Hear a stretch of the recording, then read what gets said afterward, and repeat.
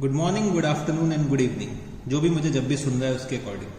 तो बच्चे आज हम लोग अपने लेक्चर नंबर 16 पे आ चुके हैं। लेक्चर नंबर 16 और हम लोग सब्सिडरी बुक्स के बारे में पढ़ रहे थे। तो सब्सिडरी बुक्स में अभी तक मैंने क्या करा है, कैश बुक अपनी फिनिश कर दी है। कैश बुक हम लोग लास्ट क्लास में फिनिश कर चुके हैं। उसमें हम लोगों ने single column, double column, triple column और पेटी कैश बुक के बारे में पढ़ रखा है। अब हम लोग बाकी और सब्सिडरी बुक्स के बारे में जानने की कोशिश करते हैं, ठीक है। तो जो मेरी नेक्स्ट सब्सिडरी बुक है वो मेरी कौन सी है, परचेज बुक, ठीक है। परचेज बुक के बारे में अब हम लोग पढ़ने जा रहे हैं, ठीक है। चलो जी शुरू करते हैं। तो सबसे पहले समझना हमें है कि हम लोग परचेजेस करते हैं अपने बिजनेस में। तो परचेजेस किस चीज की करते हैं? एक तो हम लोग करते हैं गुड्स की मतलब कमोडिटीज की, जिसमें हम लोग डील करते हैं। और बच्चे परचेजेस हम लोग करते हैं फर्नीचर की, मतलब कह सकते हैं हम अपने एसेट्स की परचेजेस करते हैं, ठीक है। तो बच्चे जितने भी एसेट्स से रिलेटेड परचेज हो रहे हैं, और अगर वो हम कैश में कर रहे हैं, अगर हम लोग कैश में परचेज कर रहे हैं एसेट्स की, तो बच्चे वो कहाँ पे चला जाता था, हमारा कैश बुक में। और अगर हम क्रेडिट से परचेज करते हैं, ठीक है, क्रेडिट में परचेज करते हैं एसेट्स की, तो ये कहाँ पे जाएगा, जर्नल प्रॉपर में। अभी तक हम लोगों ने जर्नल प्रॉपर के बारे में पढ़ा नहीं है, बट आप अभी लिख लीजिए कि ये कहाँ पे जाता है, जर्नल प्रॉपर में चला जाता है, अगर हम लोग एसेट्स को क्रेडिट में परचेज करते हैं। और बच्चे गुड्स अगर हम लोग कैश में परचेज करते हैं, तो बच्चे मेरा कहाँ पे जाएगा, कैश बुक में। मतलब कैश से रिलेटेड कोई भी ट्रांजैक्शन होगा तो कहाँ जाएगा, कैश बुक में जाएगा। बट बच्चे अगर मैं क्रेडिट में परचेज करता हूँ गुड्स की, क्रेडिट में अगर मैं परचेज करता हूँ गुड्स को, तो बच्चे क्रेडिट का जो परचेज होता है वो मेरा कहाँ जाएगा, परचेज बुक में जाएगा, ठीक है। जितने भी मेरे क्रेडिट के परचेजेस होते हैं, ठीक है, जितने भी मेरे क्रेडिट के परचेजेस होते हैं गुड्स के, वो बच्चे मेरे को कहाँ रिकॉर्ड करना होता है, परचेज बुक में। जब बच्चे हमारा बिजनेस छोटा होता है तो हम लोग क्या करते थे, जनरल में परचेज भी रिकॉर्ड कर लेते थे, कैश भी रिकॉर्ड कर लेते थे, सेल्स भी कर लेते थे, मतलब सारे ट्रांजैक्शंस हम लोग जनरल पे रिकॉर्ड करते थे। बट जैसे जैसे मेरा बिजनेस ग्रो करने लगा, परचेजेस के ट्रांजैक्शंस इंक्रीज होने लगे, तो बच्चे मैंने अपने काम को कन्वीनियंस में रखने के लिए, मतलब कन्वीनियंट बनाने के लिए, मैंने क्या करा, एक परचेज बुक बनाई, ठीक है। परचेज बुक मैंने बनाई कि जितने भी मेरे क्रेडिट के परचेजेस होंगे वो सारे के सारे मैं कहाँ पर रिकॉर्ड करूंगा, अपने परचेज बुक में रिकॉर्ड कर लूंगा। तो बच्चे इसीलिए हमने क्या करा, परचेज बुक लेकर आए। तो जितने भी मेरे क्रेडिट के परचेजेस होंगे वो मैं कहाँ पर रिकॉर्ड करूंगा, परचेज बुक में रिकॉर्ड करूंगा। और कैश के जो मेरे परचेजेस होंगे वो मैं कहाँ पे लेकर जाऊंगा, कैश बुक में लेकर जाऊंगा। अगर एसेट से रिलेटेड परचेज है और वो कैश में है तो कैश बुक में, क्रेडिट में है तो जनरल प्रॉपर में। मतलब परचेज बुक में सिर्फ मेरा क्या आएगा, क्रेडिट के परचेजेस। तो अगर मैं लिखना चाहूं तो मैं लिख सकता हूं, in purchase book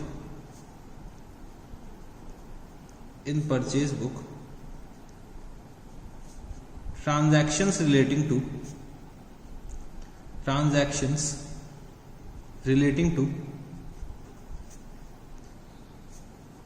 purchase of goods in credit shall be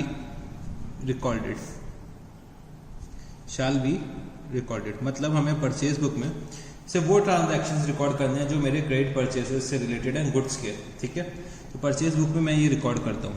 अगर मैं अपना परचेज बुक का फॉर्मेट देखना चाहूँ तो मेरा परचेज बुक का फॉर्मेट कैसा होगा, मैंने यहाँ पे लिखा परचेज बुक,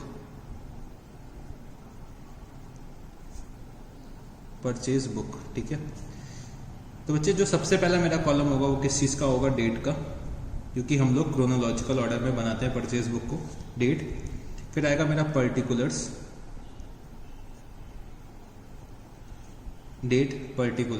फिर बच्चे मैं एक कॉलम बना सकता हूँ वाउचर नंबर का, कि कौन से वाउचर से मैं एंट्री करने जा रहा हूँ परचेज बुक में। तो मैंने एक कॉलम किसका क्रिएट कर लिया, वाउचर नंबर का। एक मैंने बच्चे क्रिएट करा LF नंबर का, मतलब लेजर फोलियो नंबर का। जब मैं यहाँ से पोस्ट करूंगा तो कौन से लेजर फोलियो के पेज पे जाके पोस्ट होगा, तो वो एक कॉलम हो गया लेजर फोलियो नंबर का। एक बच्चे मैंने कॉलम क्रिएट करा डिटेल्स का, और बच्चे एक मैंने फाइनल अमाउंट का कॉलम क्रिएट करा। तो बच्चे इतने कॉलम्स मेरे को रिक्वायर्ड होते हैं परचेज बुक के लिए। तो चलो अब हम लोग कॉलम्स भी ड्रॉ कर लेते हैं। तो बच्चे आप लोगों ने कॉलम्स ड्रॉ कर लिए होंगे। तो ऐसी कुछ परचेज बुक बन के निकलती है, ठीक है। जो भी at the end purchase account का ये जो टोटल आएगा, हम लोग ये कहाँ पे ट्रांसफर कर देंगे, परचेज अकाउंट में हम लोग कर देंगे डेबिट, ठीक है। परचेज अकाउंट को हम लोग क्या कर देंगे, डेबिट कर देंगे, जो भी यहाँ का टोटल आएगा। तो अल्टीमेट पोस्टिंग हमें यहाँ से उठा के कहाँ लेकर जानी होती है, परचेज अकाउंट में जाती है, ठीक है। तो मैं यहाँ पे लिख सकता हूँ,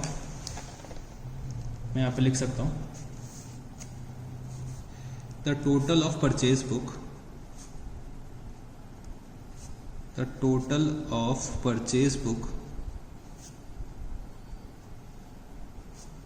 shall be posted in purchase account.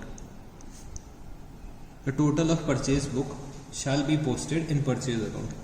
तो बच्चे परचेज बुक में हम क्या रिकॉर्ड करते हैं, अपने क्रेडिट परचेजेस के ट्रांजैक्शंस को रिकॉर्ड करते हैं, और जो भी मेरे परचेज बुक का टोटल आएगा वो मैं कहाँ पे ट्रांसफर कर देता हूँ, अल्टीमेटली परचेज अकाउंट में मैं ट्रांसफर कर देता हूँ।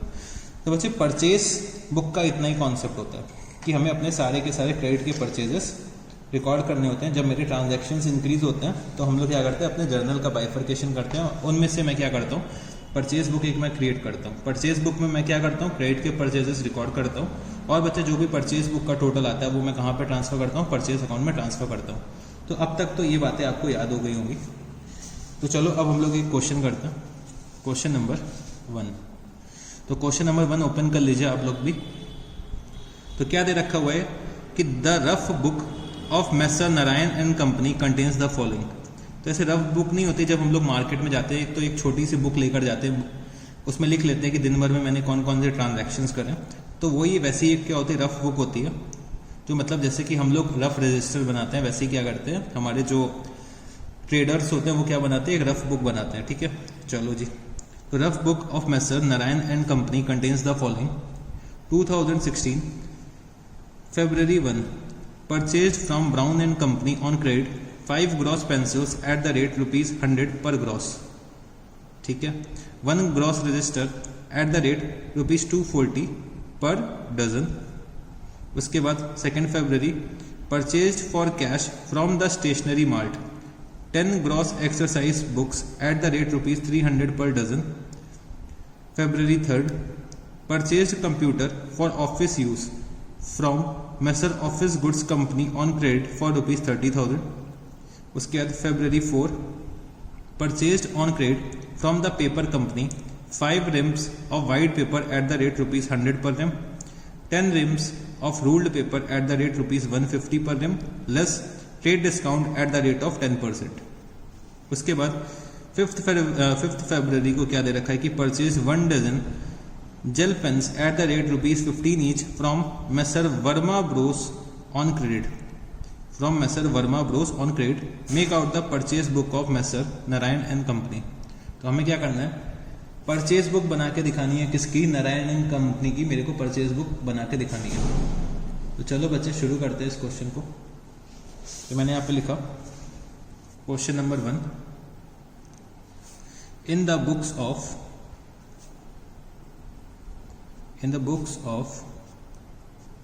Narayan and Company, तो मैं क्या बनाने जा रहा हूँ, परचेज बुक बनाने जा रहा हूँ। तो मैंने लिखा परचेज बुक, ठीक है। फिर मैंने यहाँ पे लिखा डेट, पर्टिकुलर्स। मैं इस बार वाउचर नंबर का कॉलम नहीं बनाता हूँ, तो मैं अपने परचेज बुक को अपने अकॉर्डिंग एडिट भी कर सकता हूँ, ठीक है। तो मैंने यहाँ पे लिखा date, particulars, LF number, details and final amount, ठीक है। तो चलो बच्चे आप भी इसका फॉर्मेट बना लीजिए।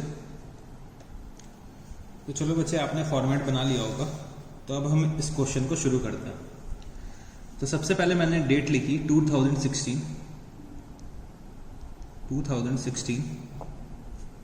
Feb 1, ठीक है। Purchase from brown and company on credit, क्या क्या मैंने परचेज कर रखा हुआ है, 5 gross pencils at ₹100 per gross, 1 gross register at the rate ₹240 per dozen less trade discount at the rate of 10%। तो सबसे पहले मैंने यहाँ पे लिखा मैसर ब्राउन एंड कंपनी। बच्चे मैं ब्राउन एंड कंपनी से परचेज कर रहा हूँ, तो सबसे पहले मैंने ब्राउन एंड कंपनी का नाम लिखा। उसके बाद मेरे को क्या करना होता है, डिटेल्स देनी होती है, मैंने क्या क्या चीज़ें परचेज करी हैं। तो मैंने यहाँ पे लिखा 5 ग्रॉस पेंसिल्स,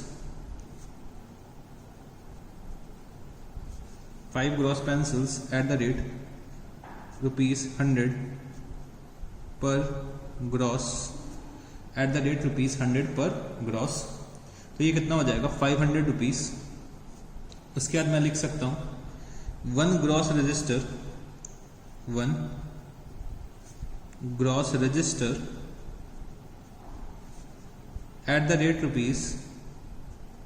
₹240 पर डजन। ठीक है, तो एक डजन में बच्चे कितने रजिस्टर होंगे, 12 रजिस्टर होंगे। एक डजन में कितनी क्वांटिटी होती है, 12 क्वांटिटी होती है। तो 240 × 12 कितना हो जाएगा, 2880, 2880। और क्या दे रखा हुआ है कि ट्रेड डिस्काउंट है कितना, 10% का। तो बच्चे ट्रेड डिस्काउंट में किस पे दूंगा, टोटल पे दूंगा। तो इसका टोटल कितना आएगा, 3380 less trade discount 10%। Trade discount कितना दे रखा है मैंने, 10% दे रखा है। तो बच्चे मैंने यहाँ पे माइनस करा 338 रुपीज़। तो बच्चे मेरा नेट परचेज कितना निकल के आएगा, 3042। वो मैंने आउटर कॉलम पे लिख दिया। तो ये मैंने क्या करा, अपना 1 फेब का ट्रांजैक्शन रिकॉर्ड कर लिया है। फिर बच्चे मैं पढ़ता हूँ कि 2 फेब को मैंने क्या ट्रांजैक्शन करा है। Purchased for cash from the stationery mart 10 gross exercise books at the rate ₹300 per dozen. अब बच्चे समझने की कोशिश करना, ये मेरा क्या है, कैश का ट्रांजैक्शन है। मैंने कैश में परचेज करा है। तो बच्चे कैश का परचेज कहाँ पे जाता है, कैश बुक में जाता है। वो मेरे परचेज बुक में नहीं आ सकता, मतलब 2 फरवरी का ट्रांजैक्शन मैं अपने परचेज बुक में नहीं रिकॉर्ड करने वाला हूँ। ठीक है, फिर आता हूँ मैं 3 फेब में, purchase computer for office use from masher office goods company on credit for ₹30,000। तो बच्चे मैं एसेट्स को परचेज कर रहा हूँ। ठीक है, फॉर ऑफिस यूज मैं क्या कर रहा हूँ, एसेट्स को परचेज कर रहा हूँ। एसेट्स का जो परचेज होता है वो बच्चे अगर मैंने कैश में करा होगा तो कहाँ पे आएगा, कैश बुक में। अगर मैंने क्रेडिट पे परचेज करा होगा तो कहाँ पे आएगा, जर्नल प्रॉपर में आएगा। मतलब ये ट्रांजैक्शन भी मेरा परचेज बुक में नहीं आने वाला है। फिर मैं आता हूँ 4 फेब में। 4 फेब में क्या दे रखा है कि purchase on credit from the paper company 5 reams of white paper at the rate ₹100 per ream, 10 reams of ruled paper at the rate ₹150 per ream, और less trade discount at the rate of 10%। तो बच्चे ये मेरे किस में आएगा, purchase book में आ जाएगा, क्योंकि मैं क्रेडिट पे परचेज कर रहा हूँ और बच्चे मैं गुड्स का परचेज कर रहा हूँ। तो मैंने यहाँ पे लिखा फेब 4 और यहाँ पे लिखा the paper company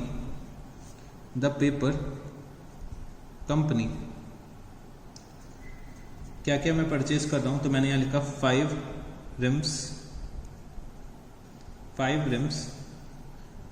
white paper at the rate ₹100 per rim. ठीक है, और मैंने क्या परचेज करा है, 10 RIMS ruled paper at the rate ₹150 per rim, 150 per rim. तो अगर मैं लिखना चाहूँ तो यहाँ पे कितना आ जाएगा, 500 रुपीज़। ये कितना हो जाएगा, 1500 रुपीज़। टोटल कितना आएगा, 2000 रुपीज़ का टोटल आ जाएगा। और बच्चे इसमें मैं क्या दे दूंगा, ट्रेड डिस्काउंट दे दूंगा। तो ट्रेड डिस्काउंट कितना है, प्लस ट्रेड डिस्काउंट 10%, मतलब 200 रुपीज़ का ट्रेड डिस्काउंट हो गया। तो नेट परचेज मेरी कितनी आई, 1800 रुपीज़ की मेरी नेट परचेज आ रही है। इसके बाद 5 फेब का क्या ट्रांजैक्शन दे रखा हुआ है कि purchased 1 dozen gel pens at the rate ₹15 each from messrs Verma bros on credit. तो मैं वर्मा ब्रोस से मैं खरीद रहा हूं, तो मैंने यहाँ लिखा मैसर वर्मा ब्रोस, और मैंने क्या परचेज करा है, 1 dozen gel pens at the rate 15 each. तो बच्चे कितना हो जाएगा, एक डजन में 12 पेन्स होंगे, तो 15 इंटू 12 कितना हो जाएगा, 180 रुपीज़ हो जाएगा। तो मैं डायरेक्टली इसको आउटर कॉलम में लिख सकता हूँ, क्योंकि इसमें कोई भी और डिटेल्स नहीं है। तो मैंने डायरेक्टली यहाँ पे क्या करा, आउटर कॉलम पे लिख दिया। तो बच्चे बस मेरे इतने ही ट्रांजैक्शंस दे रखे थे परचेज बुक के लिए, तो मैंने यहाँ पे टोटल करा तो बच्चे कितना आएगा, 3042 प्लस 1800 प्लस 180। तो जो मेरा टोटल आ रहा है वो कितना आ रहा है, 5022। मैंने यहाँ पे क्या लिखा, परचेज अकाउंट डेबिट। मैं क्या करूँगा, अपने परचेज अकाउंट को इतने से डेबिट कर दूंगा। तो बच्चे जो भी मेरा मंथ एंड का टोटल होता है या फिर मैं वीकली जो टोटल करता हूँ वो मैं ट्रांसफर कहाँ पे करता हूँ, परचेज अकाउंट में। जो भी मेरे एंटरप्राइज के रूल्स होंगे, जो भी मेरे फर्म के रूल्स होंगे कि मेरे को जो अपना परचेज अकाउंट का टोटल है वो कब ट्रांसफर करना है, मतलब कब पोस्ट करना हो सकता है। बहुत सी फर्म्स वीकली करती हैं, बहुत सी फर्म मंथली करती हैं।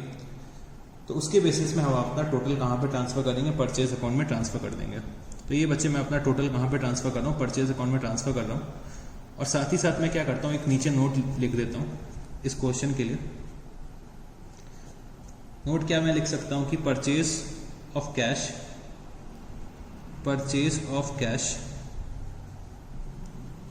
And purchase of computer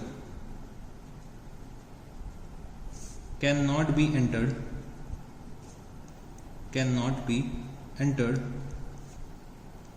in the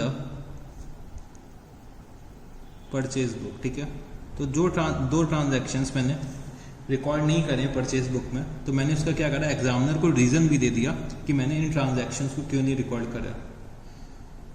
तो मेरे को ये सब चीज़ें बतानी पड़ती है एग्जामिनर को। इन सब चीज़ों से अगर मैं ऐसे नोट्स लिखता हूँ एग्जाम में, तो मेरे जो आंसर्स की खूबसूरती होती है ना, वो और अच्छी हो जाती है। बाकी बच्चे क्या करते हैं, यहाँ पे नोट नहीं लिखेंगे। हम लोग अगर यहाँ पे नोट लिख के आते हैं तो बच्चे मेरे को एक कॉम्पिटिटिव एज मिल जाता है उनके ऊपर।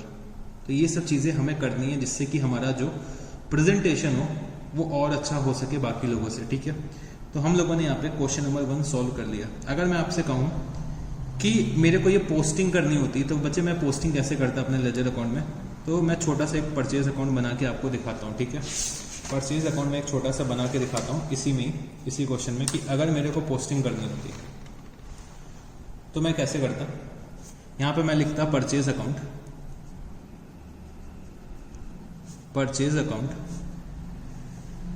और मैं यहाँ पे लिखता to sundries from purchase book. कितना टोटल आ रहा था परचेज बुक का, 5022। बच्चे मैं ऐसे यहाँ पे परचेज अकाउंट में अपना पोस्टिंग कर देता परचेज बुक का। तो 2 sundries from purchase book, sundries का मतलब बहुत सारे ट्रांजैक्शंस हैं, तो मैंने बहुत सारे ट्रांजैक्शंस को कोलैबोरेट करके यहाँ पे पोस्ट कर दिया। ठीक है, तो अगर मेरे को रेफरेंस चाहिए तो मैं जाके परचेज बुक में देख सकता हूँ। ठीक है, तो ये ऐसे हम क्या करते हैं, अपने परचेज अकाउंट में पोस्टिंग कर देते हैं। इसके बाद आते हैं अब हम लोग क्वेश्चन नंबर 4 पे। तो question number 4, Messer Ramnarayan and Sons of Kerala, who are dealers in ready-made garments, purchase the following. तो बच्चे Messrs Ramnarayan and sons of Kerala हैं, वो किसके डीलर हैं? रेडीमेड गारमेंट्स के। ठीक है, तो क्या क्या ट्रांजैक्शंस दे रखे हुए हैं? 2017 Me Too purchased from fashion house Mumbai Maharashtra 100 shirts at the rate ₹1800 per shirt, 75 t-shirts at the rate ₹1600 per piece, less trade discount 20% and freight charges payable ₹10,000। इसके बाद दे रखा है कि May 10 purchase from Apollo garments Kerala 65 shirts at the rate ₹2,000 per piece, 80 t-shirts at the rate ₹1,500 per piece, less 20% trade discount and freight charges payable ₹2,000। इसके बाद दे रखा हुआ है 15th May purchased from garden furniture house Kolkata 12 chairs at the rate ₹5,000 per chair।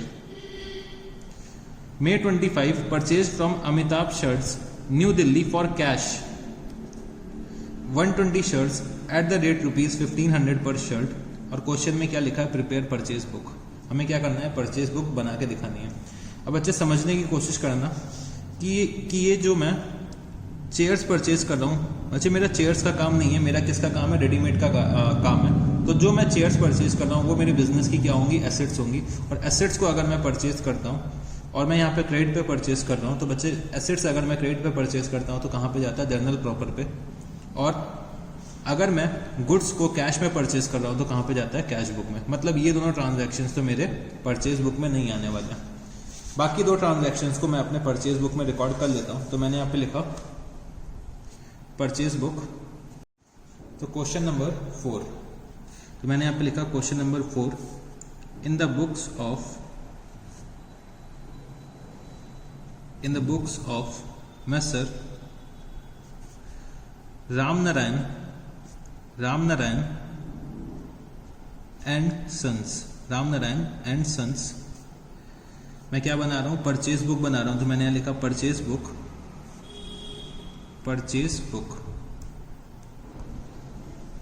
In the books of messrs Ramnarayan and sons purchase book, ठीक है। फिर मैंने यहाँ पे कॉलम्स बनाए, date, particulars, LF number, details, amount. एक बच्चे मैंने एक कॉलम बनाया इस बार फ्रेट का, क्योंकि फ्रेट भी मेरे को पे करना है, तो फ्रेट का भी मैंने कॉलम बनाया। और मैंने यहाँ पे लिखा टोटल अमाउंट, ठीक है। तो मैंने अपने कॉलम्स अपनी रिक्वायरमेंट के अकॉर्डिंग एडजस्ट कर लिया, क्योंकि इस क्वेश्चन में फ्रेट भी था, तो मैंने क्या करा, एक फ्रेट का कॉलम अलग से बना दिया। तो आप लोग भी फ्रेट का एक कॉलम अलग से बना दीजिए। तो चलो बच्चे क्विकली आप लोग फॉर्मेट ड्रॉ करिए। तो आप लोगों ने फॉर्मेट बना लिया होगा, तो चलो बच्चे इस क्वेश्चन को शुरू करते हैं।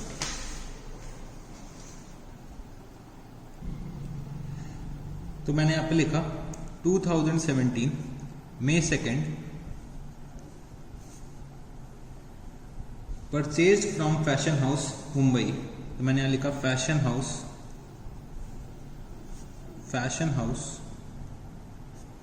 Mumbai 100 shirts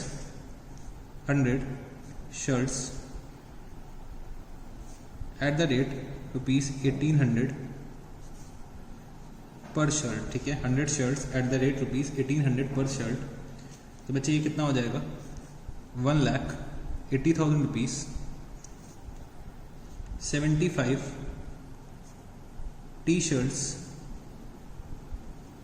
at the rate ₹1600 पर पीस। तो अगर मैं 75 × 1600 करता हूँ तो ये कितना आ रहा है, 1,20,000 रुपीज। टोटल मेरा कितना हो गया, 3 लाख रुपीज का परचेज है। और मेरे को क्या मिल रहा है, ट्रेड डिस्काउंट मिल रहा है 20% का। तो मैंने यहाँ पे लिखा लेस ट्रेड डिस्काउंट 20% कितना हो जाएगा, 3 लाख का। तो बच्चे 20% होता है ये 60,000 रुपीज। तो जो मेरा नेट परचेज आया वो कितना आया, 2,40,000 रुपीज का मेरा नेट परचेज आ रहा है। और बच्चे परचेज पे मेरे को फ्रेट पे करना पड़ रहा है, तो मैंने यहाँ पे लिखा 10,000 रुपीज का फ्रेट। और टोटल परचेज मेरी कितने की हो गई, 2,50,000 रुपीज का मेरा टोटल अमाउंट हो गया। तो ये बच्चे मैं ऐसे करके यहाँ पे रिकॉर्ड कर सकता हूँ। इसके बाद जो मेरा जो नेक्स्ट ट्रांजैक्शन दे रखा हुआ है वो कब का है,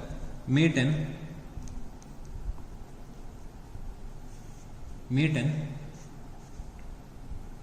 purchase from Apollo garments Kerala. मैंने लिखा अपोलो गारमेंट्स केरला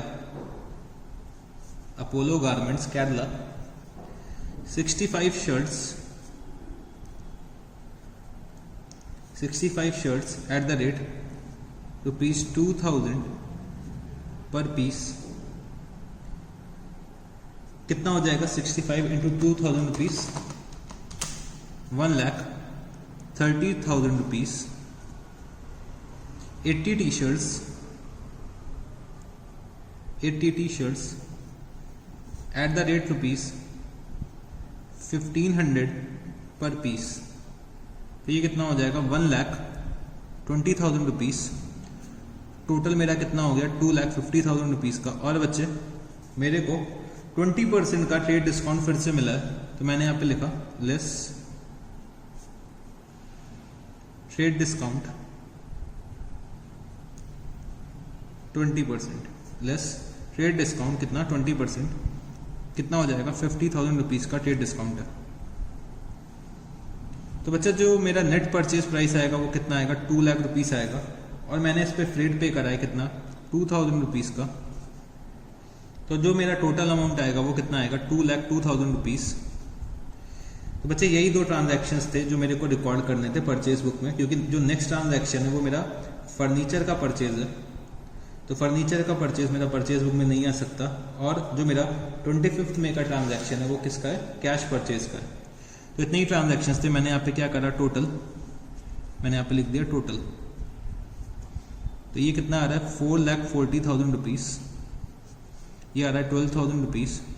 टोटल कितना होना चाहिए 4,52,000 रुपीज़ होना चाहिए। अच्छा, ये जो 4,40,000 रुपीज़ है वो मैं कहाँ पे ले जाऊँगा, अपने परचेज अकाउंट के डेबिट साइड पे। 12,000 रुपीज़ मैं कहाँ पे ले जाऊँगा, अपने फ्रेट अकाउंट में। मैं लिख सकता हूँ फ्रेट इनवर्ड, क्योंकि ये फ्रेट जो मैंने पे करा है परचेज से रिलेटेड पे करा है, तो मैं कहाँ पे ट्रांसफ़र कर सकता हूँ, फ्रेट इनवर्ड अकाउंट में। तो फ्रेट इनवर्ड अकाउंट को मैं क्या कर सकता हूँ, डेबिट कर सकता हूँ। ठीक है, तो बच्चे ये मेरी परचेज बुक बन के तैयार हो जाएगी। तो बच्चे परचेज बुक में बस इतना ही कॉन्सेप्ट है, जितने भी मेरे परचेज के ट्रांजैक्शंस होते जाएंगे वो मैं लिखता जाऊँगा यहाँ पे, और अपने अकॉर्डिंग मैं क्या कर सकता हूँ, कॉलम्स को एडजस्ट कर सकता हूँ। ठीक है, परचेज बुक के कॉलम्स को मैं अपने अकॉर्डिंग एडजस्ट कर सकता हूँ, क्योंकि मेरे को यहाँ पे फ्रेट की रिक्वायरमेंट थी, तो मैंने एक फ्रेट का कॉलम क्रिएट कर दिया। तो जैसी मेरी रिक्वायरमेंट होगी उसी के अकॉर्डिंग मैं अपने कॉलम्स परचेज बुक के बना सकता हूँ, जैसी मेरी एंटरप्राइज की रिक्वायरमेंट होगी। ठीक है, जैसे भी मेरे बिजनेस की रिक्वायरमेंट होगी उसके अकॉर्डिंग मैं अपने परचेज बुक के कॉलम्स ड्रॉ कर लूँगा, और मैं अपने आराम से परचेज के ट्रांजैक्शंस, क्रेडिट परचेज के ट्रांजैक्शंस यहाँ पे रिकॉर्ड कर सकता हूँ। इसके बाद जो अब मेरे को शुरू करना है वो है हमारा सेल्स बुक, जो हमारी नेक्स्ट सब्सिडरी बुक है। तो चलो बच्चे सेल्स बुक शुरू करते हैं। यहाँ पे सेल्स बुक, तो बच्चे सेल्स जैसे कि हमें पता है जो हम लोग सेल्स करते हैं वो दो चीज़ों की कर सकते हैं। एक तो मेरा होता है क्या, गुड्स की, और बच्चे मेरे एसेट्स की। तो अगर मैं एसेट्स को सेल करता हूं और कैश में करता हूं, एसेट्स को सेल करता हूं और कैश में करता हूं, तो बच्चे वो मेरा कहां पे आ जाएगा, कैश बुक में। और बच्चे अगर मैं एसेट्स को क्रेडिट में सेल करता हूं तो बच्चे ये मेरा कहां पे आ जाएगा, जर्नल प्रॉपर में। जर्नल प्रॉपर में जैसे कि मैं अपने एसेट्स को परचेज कर रहा था क्रेडिट पे, तो वो कहां पे आ रहा था, जर्नल प्रॉपर में। सिमिलरली अगर मैं अपने एसेट्स को सेल करता हूं क्रेडिट पे, तब भी मेरा कहां पे आएगा, जर्नल प्रॉपर में आएगा। उसके बाद गुड्स को अगर मैं परचेज करता हूं, सॉरी गुड्स को मैं अगर सेल करता हूं तो कहां पे आएगा, गुड्स को अगर मैं सेल करता हूं और बच्चे कैश में करता हूं, कैश में करता हूं तो बच्चे कहां पे आएगा, कैश बुक में, क्योंकि कैश से रिलेटेड सारे के सारे ट्रांजैक्शंस कहां पे आते हैं, मेरे कैश बुक में आते हैं। अगर मैं गुड्स को सेल करता हूं क्रेडिट पे, अगर मैं क्रेडिट पे सेल कर रहा हूं गुड्स को, तो मेरा कहां पे आएगा, सेल्स बुक में। तो अगर मैं देखना चाहूं तो ये बच्चे कॉन्सेप्ट जो है वो परचेज बुक से काफी सिमिलर है। उसमें हम लोग क्या करते थे, परचेज बुक में हम लोग परचेज के ट्रांजैक्शंस रिकॉर्ड करते थे, जो भी क्रेडिट के ट्रांजैक्शंस होते थे। सेल्स बुक में हम लोग सेल्स के ट्रांजैक्शंस रिकॉर्ड करेंगे, जो भी मेरे सेल्स के ट्रांजैक्शंस होते हैं क्रेडिट के, और गुड्स से रिलेटेड, जो गुड्स से रिलेटेड सेल्स के ट्रांजैक्शंस होते हैं क्रेडिट के, वो मैं कहां पे रिकॉर्ड करूंगा, अपनी सेल्स बुक में रिकॉर्ड करूंगा। और अगर कैश से रिलेटेड कोई ट्रांजैक्शन होता है तो वो कहां पे जाएगा, कैश बुक में। और अगर एसेट्स को मैं सेल करता हूं क्रेडिट पे, तो वो कहां जाएगा, जर्नल प्रॉपर में। तो हमें सेल्स बुक से रिलेटेड बस इतना मालूम होना चाहिए, जितने भी मेरे क्रेडिट के सेल्स हो रहे हैं गुड्स के, जो भी हम लोग गुड्स सेल कर रहे हैं क्रेडिट पे, वो हम लोग कहां पे रिकॉर्ड करेंगे, सेल्स बुक में रिकॉर्ड करेंगे। बस इतना मेरे को मालूम होना चाहिए सेल्स बुक के लिए। अगर मैं लिखना चाहूं तो मैं क्या लिख सकता हूं, In sales book,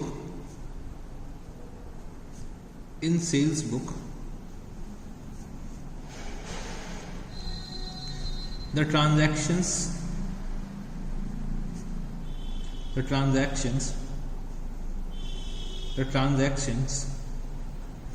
involving credit sales of goods shall be recorded. The transactions involving credit sales of goods shall be recorded. The total of sales book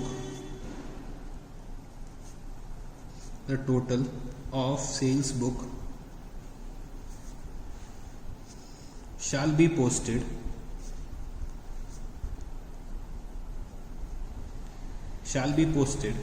to sales account. अगर मैं सेल्स बुक की format की बात अगर करता हूं तो वो बच्चे बिल्कुल सिमिलर होता है हमारा परचेज बुक से। सेल्स बुक मैंने यहाँ पे लिखा डेट, पर्टिकुलर्स, वाउचर नंबर या फिर मैं कह सकता हूं invoice number, LF number, details और अमाउंट। इतने कॉलम्स मेरे को क्या होते हैं, रिक्वायर्ड होते हैं सेल्स बुक के लिए। मैं अपने कॉलम्स को एडजस्ट कर सकता हूं अपनी रिक्वायरमेंट के अकॉर्डिंग, पर इतने कॉलम्स तो मेरे को चाहिए ही होते हैं। ठीक है, चलो जी, कॉलम्स भी मैं ड्रॉ कर लेता हूं, तो आप लोग भी ड्रॉ कर लीजिए क्विकली। तो कॉलम्स आपने ड्रॉ कर लिए होंगे। तो बच्चे जो यहाँ पे टोटल निकलेगा, एंड का टोटल आएगा जो, वो मैं कहाँ पे ट्रांसफर कर दूंगा, सेल्स अकाउंट में ट्रांसफर कर दूंगा। तो मैं यहाँ लिख सकता हूँ sales account credit. Sales account को मैं क्या करूंगा, क्रेडिट करूंगा। तो मैं क्या करूंगा, जो मेरा टोटल निकल के आता है सेल्स बुक का, वो पोस्ट कर दूंगा कहाँ पे, सेल्स अकाउंट में डायरेक्टली पोस्ट कर सकता हूँ। ठीक है, तो जो ये पोस्टिंग होती है, हो सकता है वो वीकली होती होगी, हो सकता है वो मंथली होती होगी, हो सकता है वो डेली भी हो सकती होगी। ठीक है, डेली अगर मेरे बहुत ज़्यादा सेल्स के ट्रांजैक्शंस होते हैं तो मैं क्या करता हूँ, डेली पोस्टिंग कर सकता हूँ। तो जैसी भी मेरे बिजनेस की रिक्वायरमेंट होगी उसके अकॉर्डिंग मैं अपना सेल्स बुक बना लूंगा। ठीक है, उसके अकॉर्डिंग मैं अपनी पोस्टिंग भी कर लूंगा। तो चलो बच्चे, अभी एक सेल्स बुक से रिलेटेड एक क्वेश्चन करके देखते हैं। तो हम लोग करते हैं क्वेश्चन नंबर 5। तो बच्चे क्वेश्चन नंबर 5 आप लोग ओपन कर लीजिएगा। क्वेश्चन नंबर 5 तो क्या दे रखा हुआ है, the following are some of the transaction of Messer Kishore and Sons of the year 2017 as per their waste book. Make out their sales book. तो हमें क्या बनाना है, सेल्स बुक बनानी है। और ट्रांजैक्शंस कब के दे रखे हुए हैं, 2017 के दे रखे हुए हैं। तो सबसे पहले मैंने देखा January 1 sold to masher Gupta and Verma on credit 30 shirts at the rate ₹800 per shirt, 20 trousers at the rate ₹1000 per trouser, less trade discount कितना 10%। January 5 sold furniture to messrs Sehgal and company on credit ₹8000। January 7 sold 50 shirts of messrs Jain and sons at the rate ₹800 per shirt. ठीक है, तो sold 50 shirts of नहीं होना चाहिए, 2 होना चाहिए यहाँ पे। ठीक है, sold 50 shirts to messrs Jain and sons ₹800 per shirt. फिर जैन 11 क्या दे रखा हुआ है, sold 13 shirts to cheap stores at the rate ₹750 each for cash। फिर जनवरी 14 क्या दे रखा हुआ है, sold on credit to Messer Mathur and Jain. Mathur and Jain को मैंने सेल करा है कि क्या सेल करा है, 100 shirts at the rate ₹750 per shirt, 10 overcoats at the rate ₹5000 per overcoat। और क्या दे रखा है, less trade discount at the rate 10%। तो बच्चे इतने ट्रांजैक्शंस दे रखे हुए हैं और मेरे को अपने क्रेडिट सेल्स के ट्रांजैक्शंस को क्या करना है, रिकॉर्ड करना है। तो सबसे पहले मैंने एक चीज़ नोटिस करी कि जो मैंने फर्नीचर का सेल करा है वो तो मेरा सेल्स बुक में नहीं आने वाला है, और जो मैंने कैश में सेल करा है वो भी मेरा नहीं आने वाला है। मतलब बाकी 3 ट्रांजैक्शंस को मेरे को रिकॉर्ड करना पड़ेगा अपने सेल्स बुक में। तो चलो सेल्स बुक बनाते हैं। तो क्वेश्चन नंबर कौन सा है? Question number 5। In the books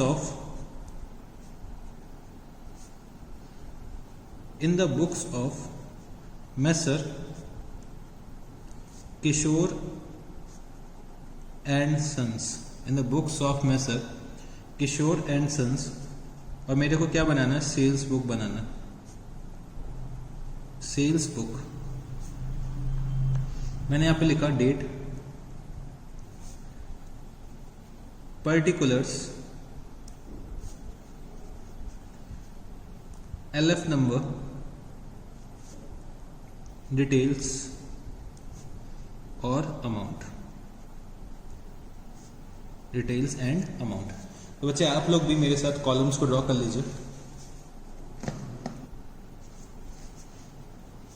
तो आप लोगों ने कॉलम्स ड्रॉ कर लिए होंगे। तो चलो बच्चे शुरू करते हैं। 2017 January 1 sold to masher Gupta and Verma. तो मैंने यहां पे लिखा Messrs Gupta and Verma 30 shirts at the rate rupees 800 per shirt. कितना हो जाएगा ये? 24,000 rupees. 20 trousers at the rate rupees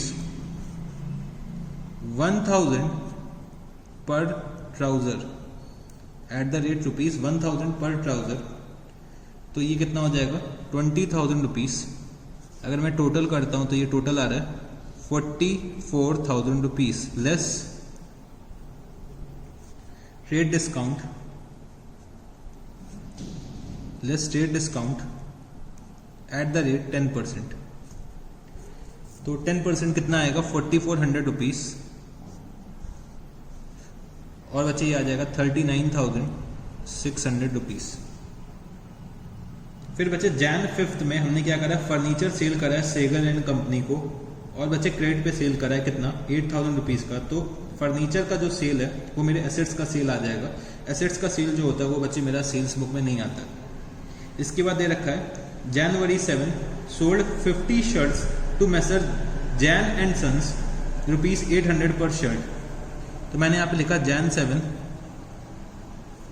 किसको सेल करी है? Messrs Jain and sons, Jain and sons क्या सेल करा है मैंने? 50 shirts at the rate rupees 800 per shirt. तो ये बच्चे डायरेक्टली मैं आउटर कॉलम पे लिख देता हूं 40,000 रुपीज। इसके बाद मैंने 11th जैन को sold 13 shirts to cheap stores at the rate rupees 750 each for cash. तो बच्चे ये मैंने कैश में सेल करी है तो ये मेरा कैश बुक में आना चाहिए। उसके बाद दे रखा है Jan 14 sold on credit to messrs Mathur and Jain. क्या क्या सेल करा मैंने माथुर एंड जैन को? तो मैंने यहाँ लिखा January 14 Messrs Mathur and Jain, Mathur and Jain 100 shirts at the rate rupees 750 पर शर्ट। ये आ जाएगा मेरा 75,000 रुपीज। फिर 10 over quotes eight the rate rupees 5,000 पर ओवर कोट। तो ये कितना हो जाएगा? 50,000 रुपीज। टोटल अगर मैं करता हूं तो कितना आएगा? 1,25,000 रुपीज। और बच्चे ट्रेड डिस्काउंट कितना है? Less trade discount, less trade discount 10%, less trade discount कितना? 10%। तो ट्रेड डिस्काउंट अगर मैं माइनस करता हूं 12,500 रुपीज, तो नेट फिगर मेरी कितनी आएगी? 1,12,500 रुपीज की मेरी नेट फिगर आ जाएगी जो मैंने सेल करा है किसको? माथुर एंड जैन को। तो बच्चे यहाँ पे मैं क्या करता हूँ? टोटल निकालता हूँ। टोटल, तो बच्चे टोटल कितना आ जाएगा? 39,600 प्लस 40,000 प्लस 1,12,500, तो टोटल आ रहा है मेरा 1,92,100 रुपीज़। तो ये मैं लिख सकता हूँ सेल्स अकाउंट को मेरे को क्या करना होगा, इस वैल्यू से क्रेडिट करना पड़ेगा। सेल अकाउंट को मेरे को क्या करना पड़ेगा, क्रेडिट करना पड़ेगा। तो अगर मैं चाहूँ तो इसकी पोस्टिंग भी आपको दिखा सकता हूँ। तो मैंने यहाँ पे बनाया सेल्स अकाउंट, वैसे ये मेरा सेल्स अकाउंट है, मैंने यहाँ पे लिखा by sundries as per sales book. कितना आएगा ये, 1,92,100 रुपीज़। तो बच्चे ऐसी कुछ सेल्स बुक मेरी बनके तैयार होती है। ठीक है, कॉलम्स जो दे रखे हुए हैं हम अपने अकॉर्डिंग हम अपनी रिक्वायरमेंट के अकॉर्डिंग एडजस्ट कर सकते हैं। जैसे कि हम लोग परचेज बुक में करते हैं, तो परचेज बुक और सेल्स बुक लगभग सिमिलर कॉन्सेप्ट्स में बनती है। ठीक है, परचेज बुक हम लोग बनाते हैं क्रेडिट परचेज के लिए और सेल्स बुक हम लोग बनाते हैं क्रेडिट सेल्स के लिए। ठीक है, तो ये होती है मेरी सेल्स बुक। तो चलो बच्चे और आगे बढ़ते हैं अब हम लोग। अब बच्चे जो मेरी नेक्स्ट सब्सिडरी बुक है, वो बच्चे मैं दो बुक्स को पैरेलल लेकर चलना चाहता हूँ। एक तो मेरी होती है परचेज रिटर्न बुक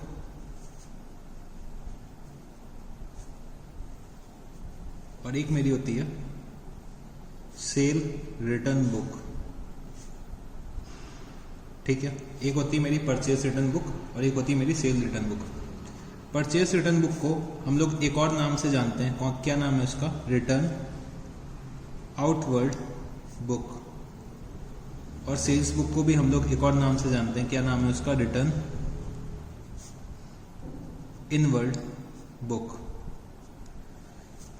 तो बच्चे परचेज रिटर्न बुक और सेल्स रिटर्न बुक, जो हम लोग परचेज रिटर्न बुक बनाते हैं, तो बच्चे जो भी मेरे बिजनेस के क्रेडिट परचेज होंगे, और बच्चे क्रेडिट परचेज जो मैं करके लाया उसमें से कुछ गुड्स हो सकता है डिफेक्टिव निकल गए, या फिर कुछ गुड्स मेरी रिक्वायरमेंट को सेटिस्फाई नहीं कर रहे हैं। अगर कुछ गुड्स डिफेक्टिव निकल गए या फिर कुछ गुड्स मेरी रिक्वायरमेंट को सेटिस्फाई नहीं कर रहे हैं, तो वो गुड्स मैं अपने सप्लायर को वापस कर सकता हूँ। तो जो बच्चे मैं गुड्स सप्लायर को वापस करता हूँ, तो उनके नाम से मेरे को क्या करना पड़ता है, उनके अकाउंट को डेबिट करना पड़ता है। उतने अमाउंट से जितना मैं वापस कर रहा हूँ, जितने भी गुड्स मैं वापस कर रहा हूँ, तो उतने अमाउंट से मेरे को उनके अकाउंट को डेबिट करना पड़ेगा। मतलब हमें परचेज रिटर्न दिखाना पड़ेगा। ठीक है, परचेज रिटर्न में हम क्या करते हैं, अगर मैं अकाउंटिंग एंट्री की बात करूं तो हम लोग एक एंट्री पास करते थे, supplier account debit to purchase return account, ठीक है। अब बच्चे जब भी मैं गुड्स अपने सप्लायर को वापस करूंगा, किसी भी रीजन से मैं वापस कर रहा हूं, अगर मैं सप्लायर को डेबिट करता हूं, ठीक है, तो बच्चे उसको डेबिट करने के लिए मेरे को एक डॉक्यूमेंट इशू करना पड़ेगा। उसका नाम क्या होता है, डेबिट नोट। मतलब सप्लायर को अगर मेरे को डेबिट करना है तो मैं क्या इशू करूंगा, डेबिट नोट इशू करूंगा। तो बच्चे एक चीज याद कर लो, अगर मैं सप्लायर को डेबिट कर रहा हूं तो क्या इशू होगा, डेबिट नोट इशू होगा। सप्लायर डेबिट तो डेबिट नोट। अब मैं आता हूं सेल्स रिटर्न बुक पे। तो बच्चे मैं क्या करता हूं, अपने कस्टमर्स को क्रेडिट सेल करता हूं, और मेरे कस्टमर्स को अगर गुड्स पसंद नहीं आते हैं या फिर कुछ मतलब डिफेक्टिव गुड्स होते हैं या फिर उनकी रिक्वायरमेंट्स को सेटिस्फाई नहीं करते हैं, तो कस्टमर जो होते हैं वो गुड्स मेरे को वापस कर देता है। तो उसको मैं क्या बोलता हूँ, सेल्स रिटर्न बोलता हूँ। और बच्चे अगर मैं सेल्स रिटर्न की अकाउंटिंग एंट्री की बात करूँ, अगर मैं अकाउंटिंग एंट्री की बात करूँ तो क्या होगी, sales return account debit to customer account, या फिर मैं कह सकता हूं डेटर का अकाउंट। तो बच्चे यहां पे जो मेरा कस्टमर है वो क्या हो रहा है, क्रेडिट हो रहा है। तो बच्चे जब कभी भी मैं सेल्स रिटर्न को एक्सेप्ट करूंगा तो बच्चे कस्टमर को क्रेडिट करने के लिए मैं एक डॉक्यूमेंट इशू करता हूं जिसका नाम क्या होता है, क्रेडिट नोट। तो इससे मेरे को एक बात समझ में आई, अगर पार्टी डेबिट हो रही है तो डेबिट नोट और पार्टी क्रेडिट हो रही है तो क्रेडिट नोट। इसको मैं लिख सकता हूं यहां पे पार्टी डेबिट। पार्टी अगर डेबिट हो रही है तो हम क्या इशू करेंगे, डेबिट नोट। और अगर पार्टी क्रेडिट हो रही है तो हम क्या इशू करेंगे, क्रेडिट नोट। ये चीज हमें समझ में आ गई। देखो बच्चे, डेबिट नोट और क्रेडिट नोट में बहुत से बच्चे कंफ्यूज होते हैं कि कब हमें डेबिट नोट इशू करना है और कब हमें क्रेडिट नोट इशू करना है। तो जब कभी भी यहाँ पे पार्टी डेबिट हो रही है तो हम लोग क्या करेंगे, डेबिट नोट इशू करेंगे। पार्टी यहाँ पे क्रेडिट हो रही है तो हम लोग क्या करेंगे, क्रेडिट नोट इशू करेंगे। मतलब सामने वाली पार्टी को अगर हम डेबिट कर रहे हैं अपने बुक्स में तो डेबिट नोट, अगर सामने वाली पार्टी को हम लोग क्रेडिट कर रहे हैं अपने बुक्स में तो क्रेडिट नोट। ये सिंपल सा कॉन्सेप्ट है। अगर इतना कॉन्सेप्ट अगर आपको याद रहता है तो डेबिट नोट और क्रेडिट नोट कभी भी दिक्कत नहीं आने वाली है। डेबिट नोट तब इशू करते हैं, डेबिट नोट तब इशू करते हैं, अगर मैं और कहना चाहूँ, डेबिट नोट हम लोग तब इशू करते हैं जब परचेज रिटर्न करते हैं। परचेज रिटर्न करते हैं मतलब पार्टी को जब कभी भी डेबिट करना है मेरे को डेबिट नोट इशू करना पड़ेगा। उसमें से एक रीजन क्या होता है, परचेज रिटर्न का एक रीजन होता है। और भी बहुत से रीजन होते हैं जब हम लोग डेबिट नोट इशू करते हैं, बट अभी के लिए क्या रेलेवेंट है कि जब हम लोग परचेज रिटर्न करते हैं तो हम लोग क्या करते हैं, डेबिट नोट इशू करते हैं। और हम लोग जब सेल्स रिटर्न करते हैं, मतलब जो हमें सेल्स रिटर्न मिलती है, हम लोग करेंगे कैसे सेल्स रिटर्न, हम लोगों को जो सेल्स रिटर्न मिलती है मतलब कस्टमर जो हमें वापस करता है, तब हम लोग क्या करते हैं, क्रेडिट नोट इशू करते हैं। अगर आप बस सिंपल सा कॉन्सेप्ट याद रखो, अगर पार्टी डेबिट तो डेबिट नोट, पार्टी क्रेडिट तो क्रेडिट नोट, पार्टी डेबिट तो डेबिट नोट, पार्टी क्रेडिट तो क्रेडिट नोट। फिर से मेरे साथ एक बार बोलिए, पार्टी को अगर हम डेबिट कर रहे हैं तो डेबिट नोट, पार्टी को अगर हम क्रेडिट कर रहे हैं तो क्रेडिट नोट। तो ये बच्चे बहुत अच्छे से आपको याद रखना है डेबिट नोट और क्रेडिट नोट के बारे में, ठीक है। अब चलो मैं एक एग्जांपल लेता हूं। मेरा ये बिजनेस है, ठीक है, मेरा बिजनेस है। मैं गुड्स क्या करता हूं, परचेज करके लेकर आता हूं। परचेज करके मैं लाया 50,000 रुपीज के गुड्स परचेज करके लाया। और बच्चे जी ये गुड्स मैं क्रेडिट में परचेज करके लाया हूं, ठीक है। देखो परचेज रिटर्न बुक में और सेल्स रिटर्न बुक में सिर्फ क्रेडिट परचेज और क्रेडिट सेल से रिलेटेड ट्रांजैक्शंस आएंगे। अगर कैश परचेज को अगर मैं रिटर्न कर रहा हूँ, कैश परचेज अगर मैं रिटर्न कर रहा हूँ तो वो बच्चे डायरेक्टली मेरी कैश बुक में आएगी, वो यहाँ पे परचेज रिटर्न बुक में नहीं आएगी। और सेल्स रिटर्न बुक में सिर्फ मेरी क्रेडिट सेल्स की रिटर्न आएगी। अगर मेरा कस्टमर ने मेरे कस्टमर ने मेरे से कैश में परचेज करा, मतलब मैंने कैश में सेल कर रखा है उसे, तो जो भी सेल्स रिटर्न होगा कैश का वो बच्चे कैश बुक में आएगा। मतलब इसका क्रक्स क्या निकलता है, परचेज रिटर्न बुक और सेल्स रिटर्न बुक में सिर्फ क्रेडिट परचेज और क्रेडिट सेल्स के ट्रांजैक्शंस आएंगे। तो क्रेडिट परचेज और क्रेडिट सेल्स से रिलेटेड जो परचेज रिटर्न और सेल्स रिटर्न होगी वही मैं सिर्फ अपने परचेज रिटर्न बुक और सेल्स रिटर्न बुक में रिकॉर्ड करने वाला हूँ, ठीक है। तो मैंने यहाँ पे क्या करा, परचेजेस करे 50,000 रुपीज के क्रेडिट में। तो बच्चे जब मैं परचेज करके लाता हूँ तो मैं क्या लेकर आता हूँ, एक इनवॉइस लेकर आता हूँ। तो इनवॉइस के बेसिस पे मैं अपने बुक्स में एंट्री करता हूँ। फिर जब मैं गुड्स रिटर्न करता हूँ, गुड्स रिटर्न करता हूँ मतलब परचेज रिटर्न करता हूँ,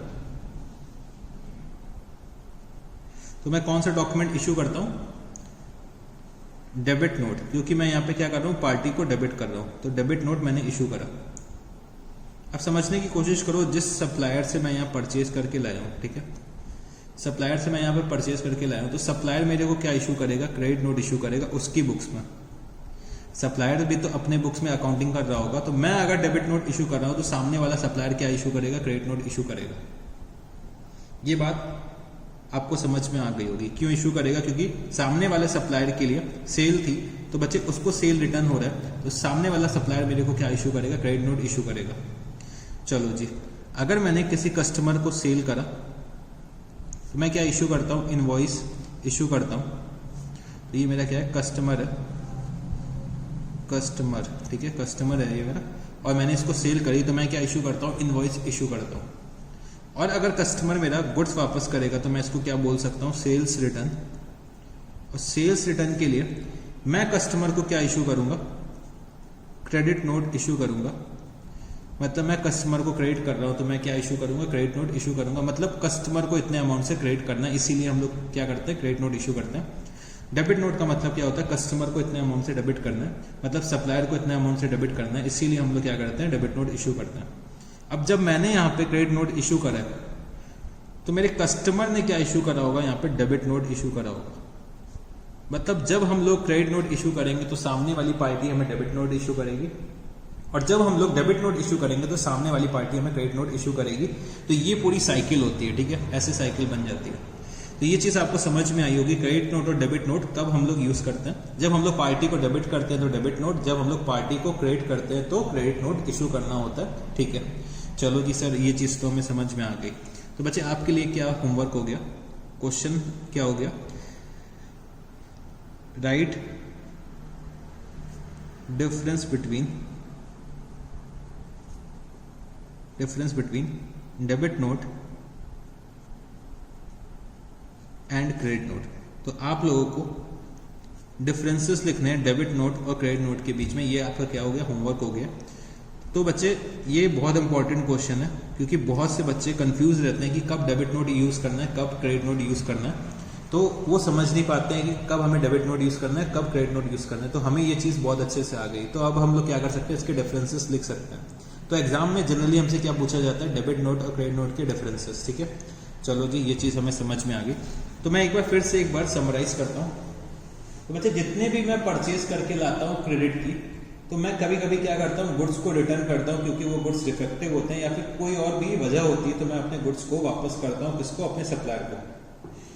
तो जब कभी भी मैं क्रेडिट के परचेज वाले गुड्स वापस कर रहा हूँ सप्लायर को, तो वो ट्रांजैक्शंस मेरे कहाँ पे आ जाएंगे, परचेज रिटर्न बुक में आ जाएंगे। परचेज रिटर्न बुक में आने के लिए मैं क्या करता हूँ, एक डॉक्यूमेंट इशू करता हूँ। जैसे हम लोग वाउचर्स यूज करते हैं, मतलब कोई ना कोई एक बेस होना चाहिए ना, जो हम लोगों ने पढ़ा था सोर्स डॉक्यूमेंट के बारे में। सोर्स डॉक्यूमेंट हमारा क्या होता है, परचेज रिटर्न बुक में एंटर करने के लिए डेबिट नोट। अगर हम लोग पार्टी को डेबिट कर रहे हैं तो डेबिट नोट, ठीक है। तो जो हमारा सोर्स डॉक्यूमेंट होता है परचेज बुक में एंटर करने के लिए, उसको हम क्या बोलते हैं, डेबिट नोट बोलते हैं, ठीक है। और अगर हमने सेल्स कर रखी है किसी भी कस्टमर को क्रेडिट पे, और वो कस्टमर मेरे को गुड्स वापस कर रहा है, तो बच्चे मैं क्या इशू करूंगा, उसे क्रेडिट नोट इशू करूंगा। मैं उसे क्या इशू करूंगा, एक क्रेडिट नोट इशू करूंगा। मतलब मैं अपने कस्टमर्स को इतने अमाउंट से क्रेडिट करने जा रहा हूं। तो जो मेरा क्रेडिट नोट होता है वो मेरा क्या होता है, सोर्स डॉक्यूमेंट होता है सेल्स रिटर्न बुक में एंटर करने के लिए ट्रांजैक्शन। ये चीज तो हमें समझ में आ गई, ठीक है। तो चलो अब हम लोग परचेज रिटर्न बुक और सेल्स रिटर्न बुक एक एक बना के भी देख लेते हैं। तो बच्चे जो परचेज रिटर्न बुक और सेल्स रिटर्न बुक का जो फॉर्मेट होता है वो अप्रॉक्स सिमिलर होता है। तो सबसे पहले मैंने क्या करा, परचेज रिटर्न बुक के बारे में आपको बताया। तो परचेज रिटर्न बुक का एक फॉर्मेट आप लोग मेरे साथ ड्रॉ कर लीजिए। Purchase return book, purchase return book, date, particulars, मैं यहां पे लिख सकता हूं debit note number,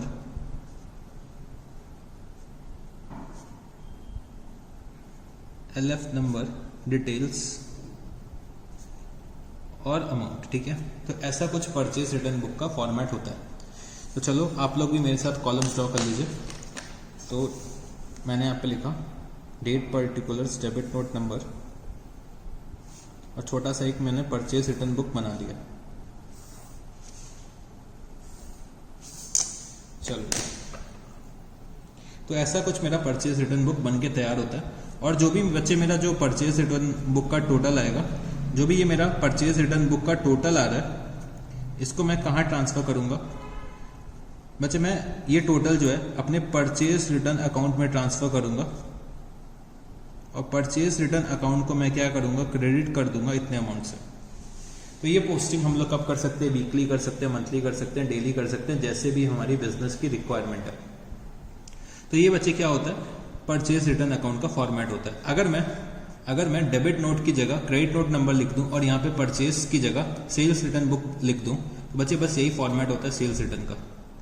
sales return book का भी यही फॉर्मेट होता है सिमिलर, बस डेबिट नोट की जगह क्रेडिट नोट नंबर मेरे को लिखना होता है, और परचेज रिटर्न की जगह मैं यहाँ पे लिख सकता हूँ सेल्स रिटर्न बुक। तो ये मेरा क्या बन जाएगा, सेल्स बुक का फॉर्मेट बन जाएगा। तो चलो सेल्स रिटर्न बुक का भी अब हम लोग फॉर्मेट यहीं पे बना लेते हैं। Sales return book, sales return book, date, particulars,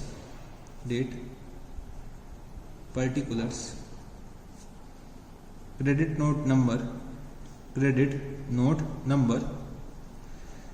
LF number, details, amount, details और अमाउंट। चलो जी,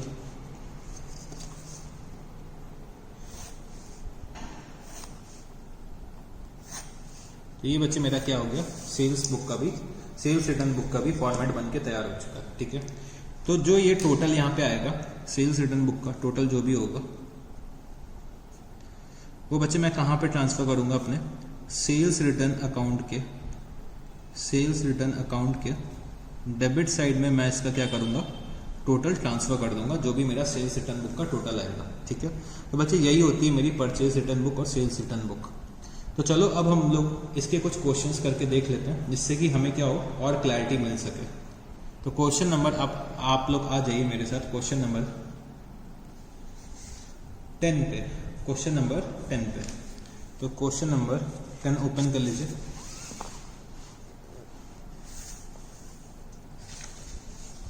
question number 10, from the following transactions prepare the purchase return books of Alpha and company a sari dealer and post them to ledger. तो कुछ transactions दे रखे हुए हैं, वो हमें कहाँ पे दिखाने, अपने परचेज रिटर्न बुक में दिखाने। तो हमें क्या करना है, एक परचेज रिटर्न बुक बनानी है अल्फा एंड कंपनी की। तो ट्रांजैक्शंस क्या क्या दे रखे हुए हैं, चलो वो भी रीड कर लेते हैं। तो date 4 January 2016, debit note number 101, return to Goyal mills Surat 5 polyester saris at the rate ₹1000। 9th Jan 2016, Garg Mills Kota accepted the return of goods which were purchased for cash from us 5 Kota sarees at the rate ₹400। उसके बाद 16th Jan 2016, debit note number 102, return to Mittal Mills Bangalore 5 silk sarees at the rate ₹2600। 30th Jan 2016, returned 1 computer being defective at the rate ₹35,000 to B and company। तो बच्चे ये 4 transactions दे रखे हुए हैं। अब बच्चे समझने की कोशिश करना, एक तो हम लोग रिटर्न कर रहे हैं कैश में, तो कैश रिटर्न मेरी परचेज रिटर्न बुक में तो नहीं आ सकती। कैश रिटर्न जो है वो मेरे परचेज रिटर्न बुक में तो नहीं आ सकती। और बच्चे जो मैंने अपने कंप्यूटर को रिटर्न करा है वो बच्चे मेरा रिटर्न ऑफ एसेट है, मैं अपने एसेट्स को वापस कर रहा हूँ। तो अगर मैं अपने एसेट्स को वापस करता हूं तो वो बच्चे वो भी मेरा परचेज रिटर्न बुक में तो नहीं आ सकता, वो मेरा कहाँ जाएगा, जर्नल प्रॉपर में जाएगा। मेरे को सिर्फ क्रेडिट परचेजेस से रिलेटेड जो रिटर्न्स होंगी वो अपने परचेज रिटर्न बुक में रिकॉर्ड करनी होंगी। तो वो तो बच्चे सिर्फ 2 ट्रांजैक्शंस हैं जो मेरे को अभी परचेज रिटर्न बुक में रिकॉर्ड करने हैं। तो चलो परचेज रिटर्न बुक बनाते हैं। मैंने यहाँ पे लिखा question number 10, in the books of Alpha and company, in the books of Alpha and Company, purchase return book, purchase return book, date, particulars,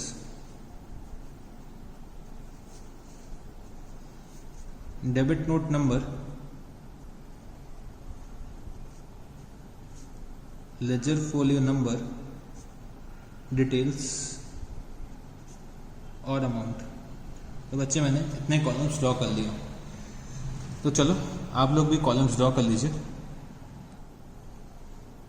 तो चलो बच्चे लिखते हैं यहाँ पे। सबसे पहले 2016 Jan 4।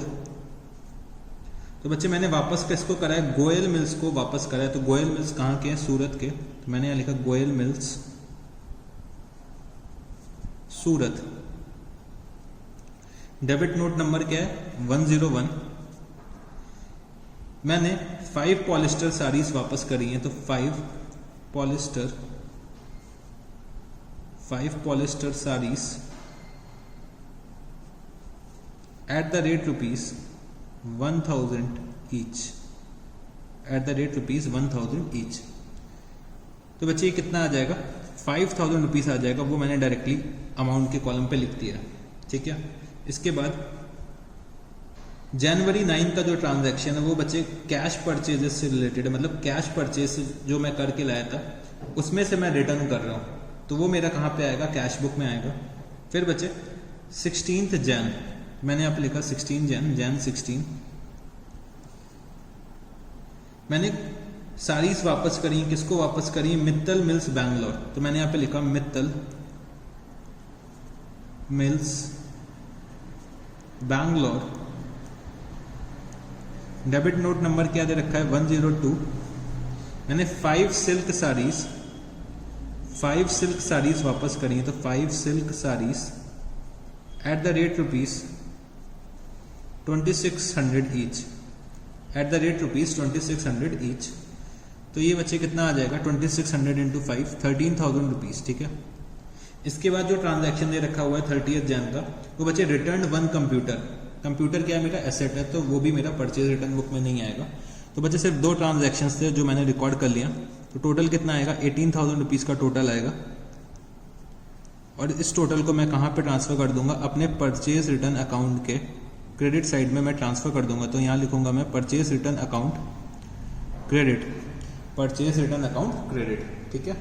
तो चलो बच्चे ये वाला क्वेश्चन भी हमने, क्वेश्चन नंबर 10 भी सॉल्व कर लिया।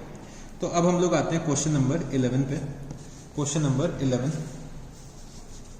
Prepare return inward journal from the following transactions of messrs Bansal electronics for November 2014। तो कुछ ट्रांजैक्शंस दे रखे हुए हैं और मेरे को रिटर्न इनवर्ड जर्नल बनाना है, मतलब सेल्स रिटर्न बुक बनानी है। चलो क्या क्या दे रखा हुआ है। November 4, messrs Gupta traders return the goods ₹1500। November 10, goods return from messrs Harish traders ₹800। November 18, messrs Rahul traders return the goods not as per specifications ₹1200। November 28, goods return from Sushil traders कितना, ₹1000।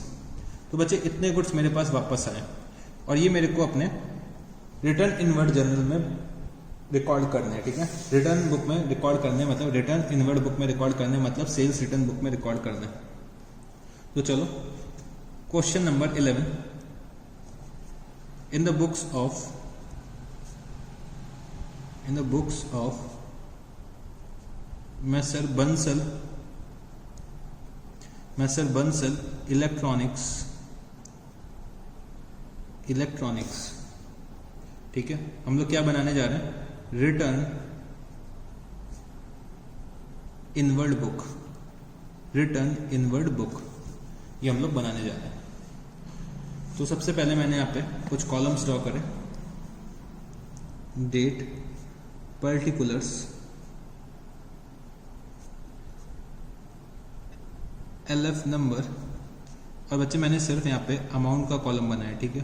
क्योंकि डिटेल्स कुछ दे नहीं रखी हुई हैं और क्रेडिट नोट का नंबर भी नहीं दे रखा हुआ है, तो मैंने यहाँ पे सिर्फ LF नंबर लिख दिया, तो उतने से मेरा काम चल जाएगा। तो LF नंबर और अमाउंट। ठीक है। मैंने सिर्फ इतने ही कॉलम्स बनाए, तो मैं अपने कॉलम्स को एडजस्ट कर सकता हूँ अपने रिक्वायरमेंट्स के अकॉर्डिंग। मैंने यहाँ लिखा 2014 नवंबर 04, तो मेसर गुप्ता ट्रेडर्स, मैंने यहाँ पे लिखा मेसर गुप्ता ट्रेडर्स, इन्होंने मेरे को गुड्स वापस करे ₹1500 के, वो मैंने यहाँ पे लिख दिया क्योंकि यहाँ पे डिटेल्स नहीं दे रखी हुई है, तो डिटेल्स मैं नहीं लिख सकता हूँ। अगर डिटेल्स लिखी होती, क्वेश्चन में डिटेल्स दे रखी होती, तो बच्चे मैं पूरा डिटेल्स भी यहाँ पे लिखता। ठीक है। चलो जी, नवंबर 10, मेसर हरीश ट्रेडर्स, तो कितने गुड्स वापस मिले मेरे को, ₹800 के। फिर November 18, messrs Rahul traders return the goods not as per specifications ₹1200।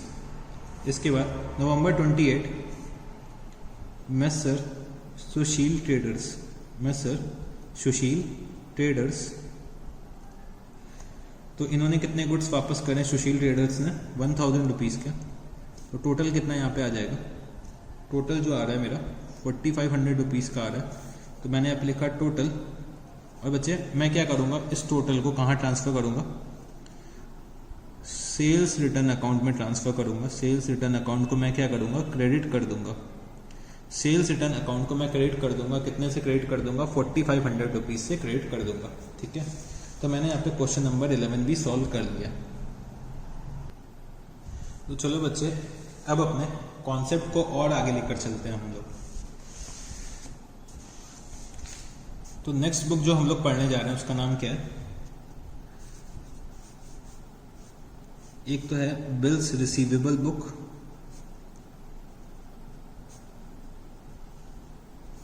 एक होती है मेरी बिल्स रिसीवेबल बुक और बिल्स पेबल बुक।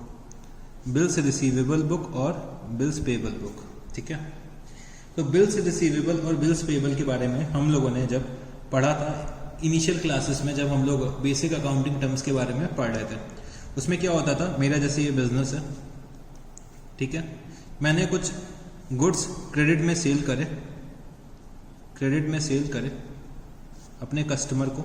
ठीक है, अपने कस्टमर को क्रेडिट में मैंने सेल करे, और बच्चे मैंने क्या करा, कस्टमर को सेल करने के बाद मैंने उससे एक कागज के टुकड़े में साइन करवा लिया। ठीक है, एक कागज के टुकड़े में उससे साइन करवा लिया कि आप जो मेरे को पैसा दोगे वो इतने मंथ्स बाद दोगे और इतना पैसा दोगे। ठीक है, मैंने आपको इतने रुपए की सेल्स कर रखी है और जो आप मेरे को पैसा दोगे वो इतने मंथ्स बाद दोगे, उसको मैंने एक कागज में लिखा और अपने कस्टमर से साइन करा लिया और मैंने भी साइन कर दिया। तो बच्चे जो ये कागज का टुकड़ा होता था इसको हम लोग क्या बोलते थे, बिल्स रिसीवेबल बुक, हम लोग बोल देते थे बिल्स रिसीवेबल, सॉरी। और सिमिलरली जब मैंने कुछ क्रेडिट में परचेज करी है, क्रेडिट में परचेज कर रखी है अपने सप्लायर से, तो मेरा जो सप्लायर था वो मेरे से एक कागज के टुकड़े में साइन करवा लेता था जिसमें लिखता था कि आपने मेरे से इतने में क्रेडिट में परचेज कर रखा है और जिसका पेमेंट आप इतने दिनों बाद करोगे। और बच्चे यहाँ पे मैं साइन कर देता था और मेरा यहाँ पे सप्लायर भी साइन कर देता था। तो बच्चे इसको मैं क्या बोलता था, अपना बिल्स पेबल, क्योंकि इसको मेरे को पे करना है इसलिए बिल्स पेबल, और ये बच्चे मेरे को पैसा रिसीव होना है इसीलिए बिल्स रिसीवेबल।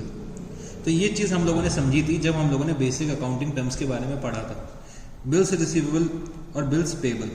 अब मेरे को क्या करना है, अगर मेरे बिजनेस में बहुत ज़्यादा मैं क्रेडिट में सेल करता हूँ और बच्चे मैं अपने कस्टमर से बिल्स रिसीवेबल साइन करवा लेता हूँ, अगर मैं बहुत ज़्यादा क्रेडिट में सेल करता हूँ और अपने कस्टमर से बिल्स रिसीवेबल साइन कराता हूँ, तो बच्चे मेरे को बिल्स रिसीवेबल बुक बनाने की एक रिक्वायरमेंट आ जाती है।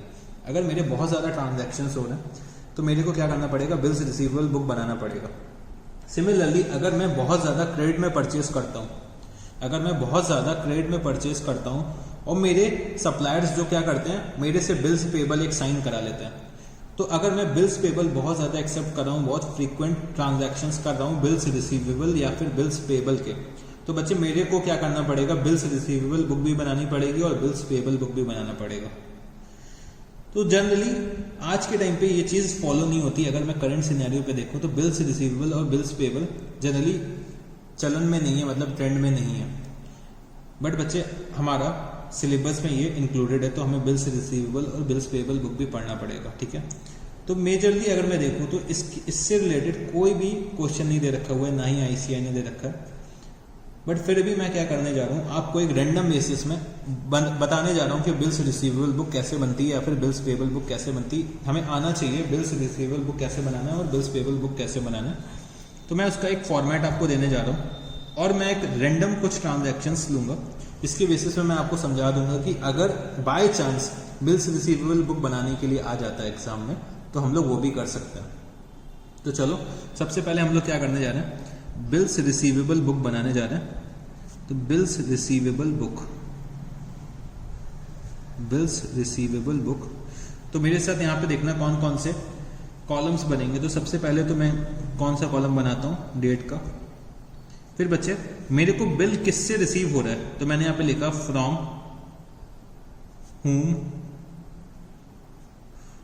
Home received. मेरे को जो ये बिल रिसीव हुआ है वो किससे रिसीव हुआ है, मतलब किसने अपनी एक्सेप्टेंस दे रखी है इस बिल पे, उसका नाम मेरे को यहाँ पे लिखना पड़ेगा। फिर बच्चे टर्म क्या है बिल का, मतलब मेरे को कितने दिनों बाद पैसा मिलेगा। तो यहाँ पे मैंने क्या निकाल दिया, अपना ड्यू डेट, मतलब अगर मैं डेट में टर्म ऐड कर दूंगा तो मेरे को अपनी ड्यू डेट पता चल जाएगी। फिर मैंने यहाँ पे लिखा लेजर फोलियो नंबर,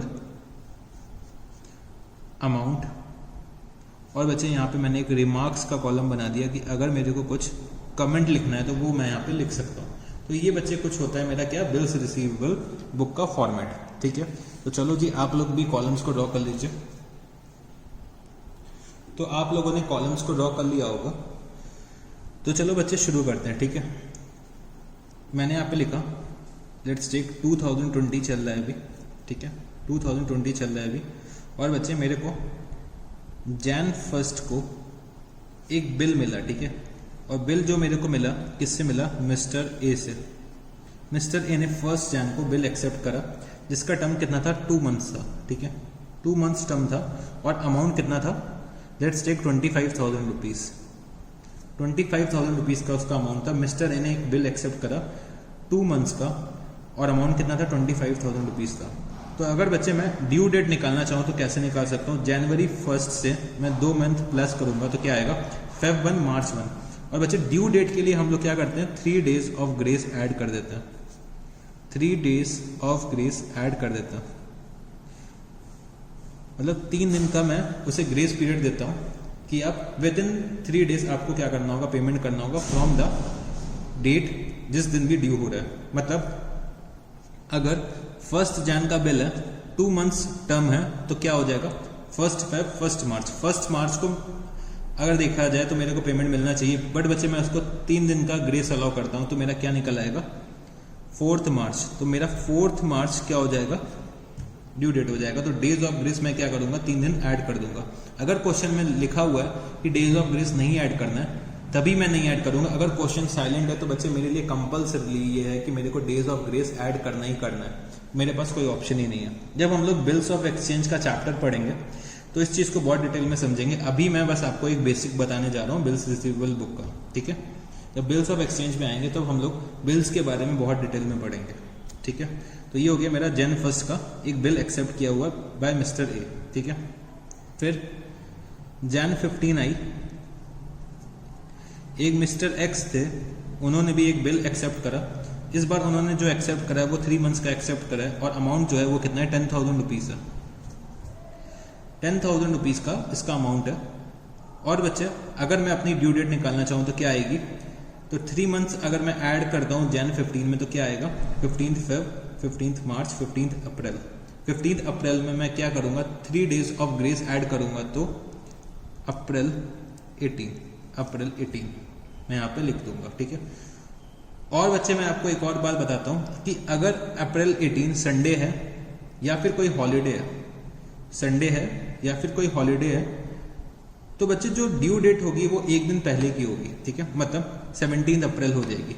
अगर प्री नोन्ड हॉलीडे, अगर मेरे को पहले से ही पता है जिस दिन मेरी ड्यू डेट पड़ रही है उस दिन छुट्टी होने वाली है किसी भी तरीके की, संडे है या फिर किसी और तरीके का, मतलब होली पड़ रही है या दिवाली पड़ रही है, तो बच्चे एक दिन जो पहले का होगा उसको हम लोग अपना ड्यू डेट मान लेंगे। अगर उससे पहले वाला दिन भी छुट्टी का दिन है, मतलब हॉलीडे का दिन है, पब्लिक हॉलीडे है, तो उससे पहले वाला एक दिन हम क्या करेंगे, अपना ड्यू डेट मान लेंगे।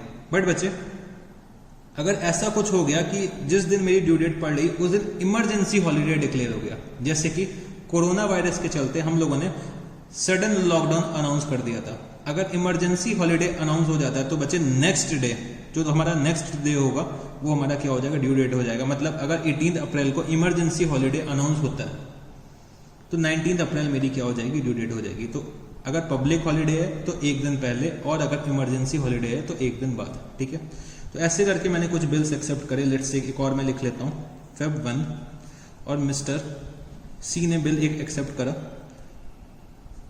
1 मंथ टर्म का। ठीक है, और 5,000 रुपीज का। ठीक है, तो इसकी अगर ड्यू डेट मैं कहना चाहूँ तो क्या आएगी, 4 मार्च 4। ठीक है, तो ऐसे करके हम लोग क्या करते हैं, अपने बिल्स रिसीवेबल बुक बना लेते हैं। तो मैंने यहाँ पे लिखा टोटल कितना आ जाएगा इसका, 40,000 रुपीज। और बच्चे जो ये अमाउंट है मैं कहाँ पे ट्रांसफर करूंगा, अपने बिल्स रिसीवेबल अकाउंट के डेबिट साइड में ट्रांसफर कर दूंगा। तो बिल्स रिसीवेबल अकाउंट को मैं क्या करने जा रहा हूँ, डेबिट करने जा रहा हूँ इतने अमाउंट से। ठीक है, तो बिल्स रिसीवेबल बुक कुछ ऐसे बनती है। सिमिलर टर्म्स में हम लोग क्या करते हैं, अपनी बिल्स पेबल बुक बनाते हैं। तो चलो यहाँ पे बिल्स पेबल बुक भी बना लेते हैं, छोटी सी बिल्स पेबल बुक। तो मेरे साथ फॉर्मेट ड्रॉ कर लेना आप लोग भी। तो मैंने यहाँ लिखा डेट टू whom एक्सेप्टेड। मैंने एक्सेप्टेंस किसको दे रखी है, तो मैंने यहाँ लिखा to whom accepted.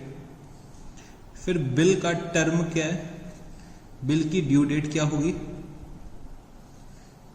Ledger folio number क्या है, अमाउंट कितना है बिल का। और बच्चे कोई रिमार्क्स अगर मेरे को लिखने हो, कोई कमेंट्स लिखने हो, तो उसके लिए कॉलम मैंने बना दिया। तो बच्चे सिर्फ ये वाला कॉलम चेंज हुआ है। पहले हम लोग लिखते थे फ्रॉम whom रिसीव्ड, अब हम लोग लिख रहे हैं टू whom एक्सेप्टेड। बस इतना फर्क आया और कुछ भी नहीं है, ठीक है। हम लोग क्या करते हैं, बिल्स पेबल में एक्सेप्टेंस देते हैं और बिल्स रिसीवेबल में हमें एक्सेप्टेंस मिलती है, ठीक है। तो चलो अब हम लोग ये भी बना के देख लेते हैं। तो चलो आप लोग मेरे साथ कुछ कॉलम्स ड्रॉ कर लीजिए क्विकली, ठीक है। चलो तो जैसे कि 2020 चल रहा है, मैंने एक बिल एक्सेप्ट करा मिस्टर पी के नाम का एक बिल एक्सेप्ट करा, जिसका अमाउंट था 50,000 रुपीज़, ठीक है। टर्म क्या था, 4 मंथ्स, ठीक है। टर्म कितना था, 4 मंथ्स था। तो अगर मैं अपनी ड्यू डेट निकालना चाहूँ तो मैं क्या लिख सकता हूँ यहाँ पे। तो अगर 4 मंथ्स में ऐड करता हूँ जनवरी 1 में क्या आएगा, फेब 1, मार्च 1, अप्रैल 1, मई 1। तो मई 1 में मैं क्या करूँगा, 3 डेज ऑफ ग्रेस ऐड करूँगा, तो मेरी ड्यू डेट क्या आएगी, मई 4, ठीक है। फिर मैंने एक और ट्रांजैक्शन लिखा, लेट्स टेक जनवरी 10, मिस्टर आर्क के नाम का मैंने एक बिल एक्सेप्ट करा 1 मंथ का, ठीक है, और 12,000 रुपीज़ का, ठीक है। 1 मंथ का बिल एक्सेप्ट करा मिस्टर आर के नाम का 12,000 रुपीज़ का। तो बच्चे यहाँ पे मेरी ड्यू डेट क्या आएगी, तो जैन 10 में मैं 1 मंथ ऐड करूँगा, कितना होगा, फेब्रवरी 10, और फेब्रवरी 10 में मैं 3 डेज ऑफ ग्रेस ऐड करूँगा, तो यहाँ पे कितना आ जाएगा, फेब्रवरी 13। तो टोटल क्या आ जाएगा मेरा बिल्स पेबल बुक का, 62,000 रुपीज़। और बच्चे ये मैं यहाँ पे कहाँ पे ट्रांसफ़र करता हूँ, ये 62,000 रुपीज़ मैं ट्रांसफ़र कर दूंगा अपने बिल्स पेबल अकाउंट के क्रेडिट साइड में मैं ये टोटल ट्रांसफ़र कर दूंगा अपना, ठीक है। तो बिल्स रिसीवेबल बुक और बिल्स पेबल बुक कुछ इस तरह से बनती है। तो हमें बिल्स पेबल बुक और बिल्स रिसीवेबल बुक भी बनाना आना चाहिए, ठीक है। चलो जी, अब हम लोग चलते हैं अपने नेक्स्ट कॉन्सेप्ट में। तो बच्चे जो मेरी लास्ट सब्सिडरी बुक होती है वो कौन सी होती है, journal proper.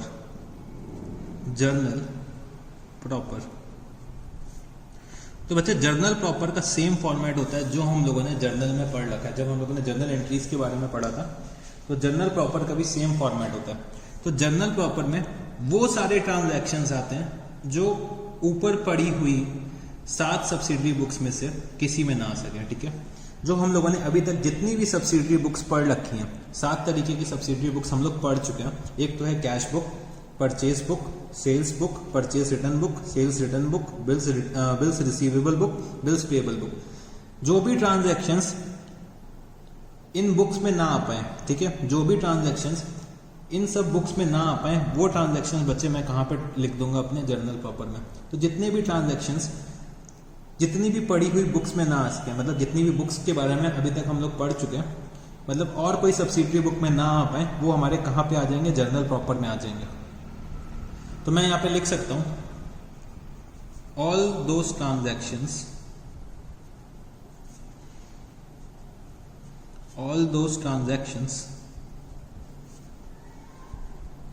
which are not appeared in other seven subsidiary books shall be accounted, या कह सकता हूँ shall be recorded in journal proper। तो वो ट्रांजैक्शन जो किसी भी सब्सिडरी बुक्स में अभी तक नहीं आ पाए हैं, वो कहाँ पे रिकॉर्ड मैं करूँगा, जर्नल प्रॉपर में मैं रिकॉर्ड करूँगा, ठीक है। तो फॉर एग्जाम्पल, मतलब following transactions can be recorded, मैं यहाँ पे लिख सकता हूँ following transactions can be recorded in journal proper. तो कौन कौन से ट्रांजैक्शंस मैं अपने जर्नल प्रॉपर में रिकॉर्ड कर सकता हूं? तो एक तो मेरे ट्रांजैक्शंस इन्वॉल्विंग ओपनिंग एंट्रीज, मैं यहाँ डायरेक्टली लिख सकता हूँ ओपनिंग एंट्रीज जो मेरे को पास करनी होती हैं, वो मैं कहाँ से करता हूँ? जर्नल प्रॉपर से करता हूँ। जो मेरे को क्लोजिंग एंट्रीज पास करनी होती हैं वो मैं कहाँ से करता हूँ? जर्नल प्रॉपर से पास करता हूँ। जो भी मेरे को ट्रांसफर एंट्रीज पास करनी होती हैं, ट्रांसफर एंट्रीज मतलब एक अकाउंट का बैलेंस मैं दूसरे अकाउंट के बैलेंस में ट्रांसफर कर रहा हूँ, तो वो बच्चे मेरी क्या होती है? ट्रांसफर एंट्रीज होती हैं। उसके बाद अगर मेरी कोई रेक्टिफिकेशन एंट्री है, रेक्टिफिकेशन एंट्री अगर मैं कोई पास कर रहा हूँ, मतलब मैंने पहले कोई गलत एंट्री पास कर दी थी, उसको सही करने के लिए मैंने एक रेक्टिफिकेशन एंट्री पास करी है, तो वो भी मैं कहाँ से पास करूँगा? जर्नल प्रॉपर से पास करूँगा। इसके बाद अगर मेरी कोई एडजस्टमेंट एंट्री है, तो एडजस्टमेंट एंट्री भी मैं कहाँ से पास करूँगा? अपने जर्नल प्रॉपर से पास करूँगा। तो ये कुछ तरीके की एंट्रीज होती हैं जो बच्चे मेरे जर्नल प्रॉपर में आती हैं। बस सीधा सीधा अगर आप इतना समझना चाहो कि जो ट्रांजैक्शंस मेरे किसी और सब्सिडरी बुक्स में नहीं आ सकते, वो सारे के सारे ट्रांजैक्शंस मेरे कहाँ पे आएंगे? जर्नल प्रॉपर में आएंगे। इसीलिए जर्नल प्रॉपर को बनाया गया कि मतलब मेरे को कहीं ना कहीं तो अपनी लिस्ट को खत्म करना ही था। तो मैंने 7 तरीके की सब्सिडरी बुक्स बना दी और बोल दिया कि जो भी ट्रांजैक्शंस बचे हुए हैं वो सारे के सारे जर्नल प्रॉपर में डाल दो, वो सारे के सारे जर्नल प्रॉपर में डाल दो। तो जर्नल प्रॉपर में बाकी सब ट्रांजैक्शंस आ जाते हैं। अगर मैं जर्नल प्रॉपर के फॉर्मेट की बात करूं, अगर मैं जर्नल प्रॉपर के फॉर्मेट की बात करूं, तो वो बच्चे सिमिलर होता है जैसे कि हम लोग अपना जर्नल एंट्रीज के लिए फॉर्मेट बनाते थे। तो चलो फिर भी हम लोग बना लेते हैं जर्नल प्रॉपर। मैंने यहाँ पे लिखा date, particulars, LF number, amount और amount.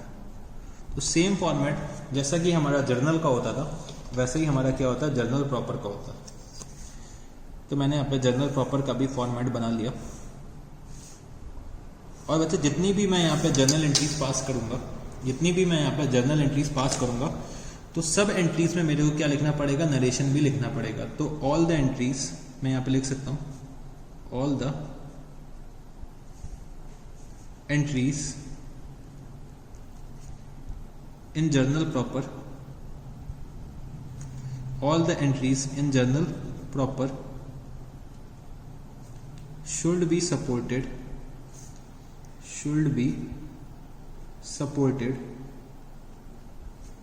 by narrations,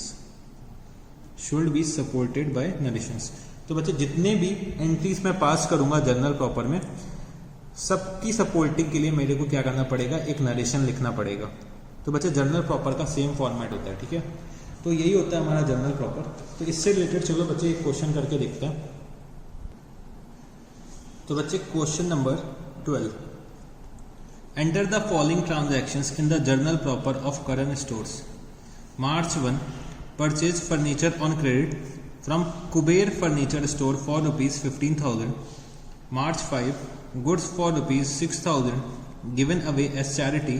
March 12, goods worth ₹8,000 and cash ₹4,000 were stolen by an employee. ठीक है। March 15, Arun, who owed us 20,000, was declared insolvent and nothing was received from him. March 18, proprietor withdrew for his personal use cash ₹5,000 and goods worth ₹10,000. March 31, provide interest on capital of ₹5 lakh at the rate of 6% per annum for full year. March 31, out of the rent paid this year, ₹5,000 is related to next year. Salaries due to clerk ₹12,000 on 31st March. तो बच्चे ये कुछ transactions है जो दे रखे हुए हैं और मेरे को ये ट्रांजैक्शंस कहाँ पे रिकॉर्ड करना है? जर्नल प्रॉपर में रिकॉर्ड करना है। तो बच्चे जब मैं क्वेश्चन पढ़ रहा था तो मैंने एक बात नोटिस करी कि जितने भी मेरे कैश से रिलेटेड ट्रांजैक्शन है वो मेरे जनरल प्रॉपर में नहीं आ सकते। तो बच्चे ये दो ट्रांजैक्शंस मेरे को देखने को मिले जो मेरे कैश से रिलेटेड थे, तो ये ट्रांजैक्शंस मेरे जनरल प्रॉपर में तो नहीं आ सकते। ठीक है, चलो जी। तो बाकी जो ट्रांजैक्शंस मेरे होंगे वो कहाँ पे आएंगे, जनरल प्रॉपर में आ जाएंगे। ठीक है, चलो तो चलो अब हम लोग जनरल प्रॉपर बनाते हैं। तो चलो बच्चे यहाँ पे लिखो क्वेश्चन नंबर 12, जर्नल प्रॉपर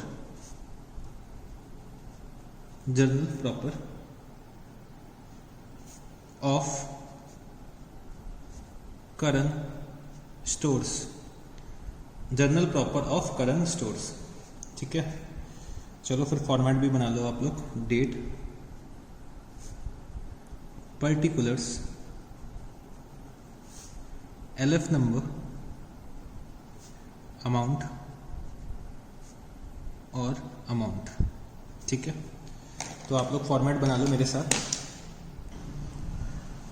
तो आप लोगों ने फॉर्मेट बना लिया होगा, तो अब हम लोग क्वेश्चन को शुरू करते हैं। ठीक है, तो क्वेश्चन को शुरू करते हैं हम लोग यहाँ पे। तो बच्चे मेरे को क्वेश्चन में ईयर नहीं दे रखा हुआ है, तो कोई बात नहीं, मैंने सिर्फ डेट लिख लेनी है। अगर ईयर नहीं दे रखा है तो मैं सिर्फ डेट से काम चला लूँगा। तो मैंने यहाँ पे लिखा March 1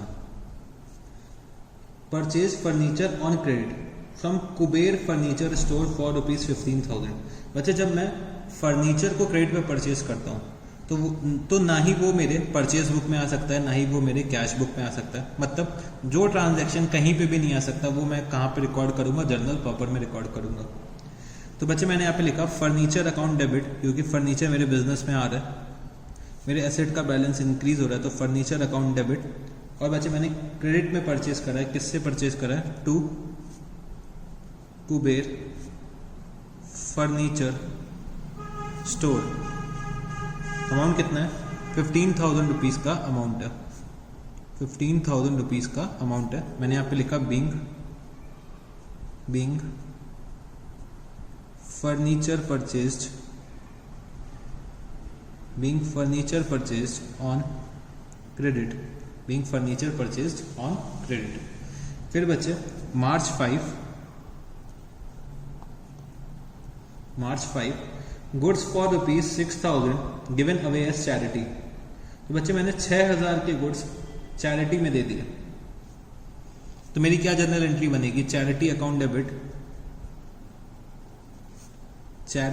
डेबिट, क्योंकि चैरिटी मेरे बिजनेस का एक एक्सपेंस है। और बच्चे मेरे पास से क्या जा रहे हैं, गुड्स जा रहे हैं, तो मैंने यहाँ पे क्रेडिट कर दिया परचेज अकाउंट को। तो 6,000 रुपीज से मैंने ये एंट्री पास कर दी। मैंने यहाँ पे लिखा being goods given away as charity, being goods given away as charity. फिर इसके बाद बच्चे March 12, तो March 12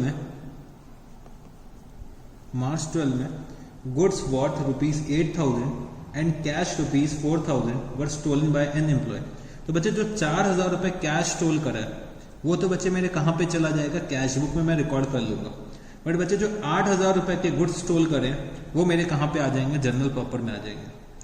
तो मैंने क्या एंट्री पास करनी है, loss by theft account debit. Loss मेरा क्या है, एक एक्सपेंस है, तो बच्चे वो मैं क्या करूंगा, डेबिट करूंगा टू परचेज अकाउंट। मेरे गुड्स चोरी हो गए तो मैंने क्या करना है, परचेज अकाउंट को क्रेडिट कर देना है। मैंने यहाँ पे लिखा कितना, 8,000 रुपीज, 8,000 रुपीज। मैंने यहाँ पे लिखा बीइंग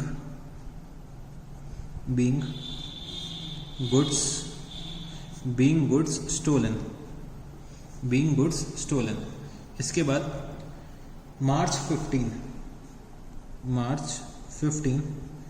तो Arun who owed us ₹20,000 was declared insolvent and nothing was received from him। तो बच्चे 20,000 रुपए अरुण ओ करता था, ठीक है, अरुण ओ करता था, मतलब अरुण हमारा क्या था, डेटर था, 20,000 रुपए मेरे को से रिसीव करने थे। तो अरुण क्या हो गया, इंसॉल्वेंट डिक्लेयर हो चुका है, अरुण इंसॉल्वेंट डिक्लेयर हो चुका है और मेरे को अब कुछ भी नहीं मिलना है अरुण से। तो बच्चे ये मेरी क्या है, बैड डेब्ट्स है। तो बैड डेब्ट्स अकाउंट को मैंने यहाँ पे क्या करा, डेबिट करा, bad debts account debit to Arun account, bad debts account debit to Arun account, कितना 20,000 रुपीज। मैंने यहाँ पे लिखा being Arun declared insolvent, being Arun declared insolvent. इसके बाद दे रखा हुआ है मार्च 18,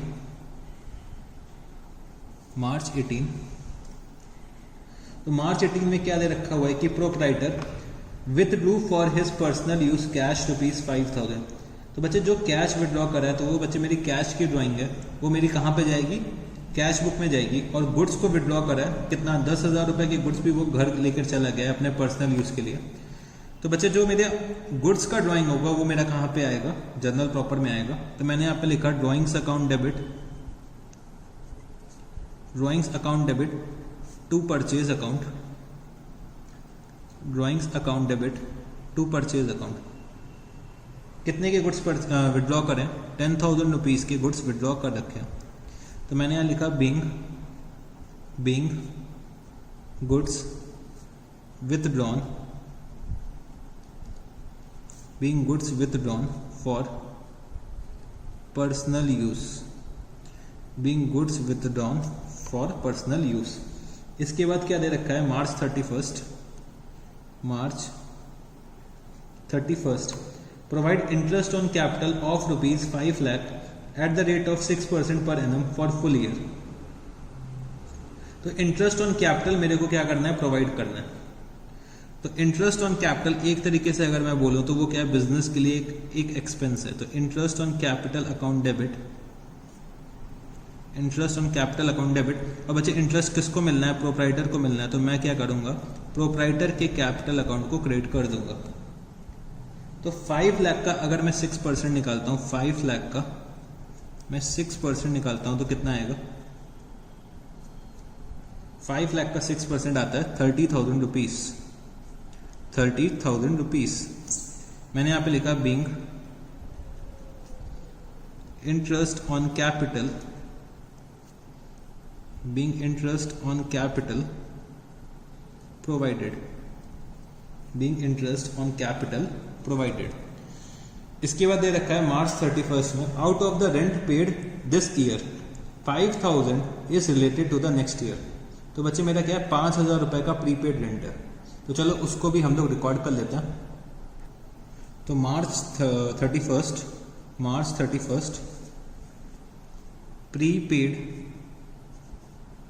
prepaid rent account debit. Prepaid rent मेरा क्या है, बिजनेस का एसेट है, तो मैंने इसको क्या करा, डेबिट करा टू रेंट अकाउंट। मैं अपने एक्सपेंसेस को अगर डिक्रीज कर रहा हूं तो मैं क्या करता हूं, क्रेडिट करता हूं। तो बच्चे क्या होगा, एसेट इंक्रीज हो रहा है तो डेबिट, और एक्सपेंसेस डिक्रीज हो रहे हैं तो क्रेडिट। मैंने क्या एंट्री पास करी, prepaid rent account debit to rent account, कितना 5,000 रुपीज। being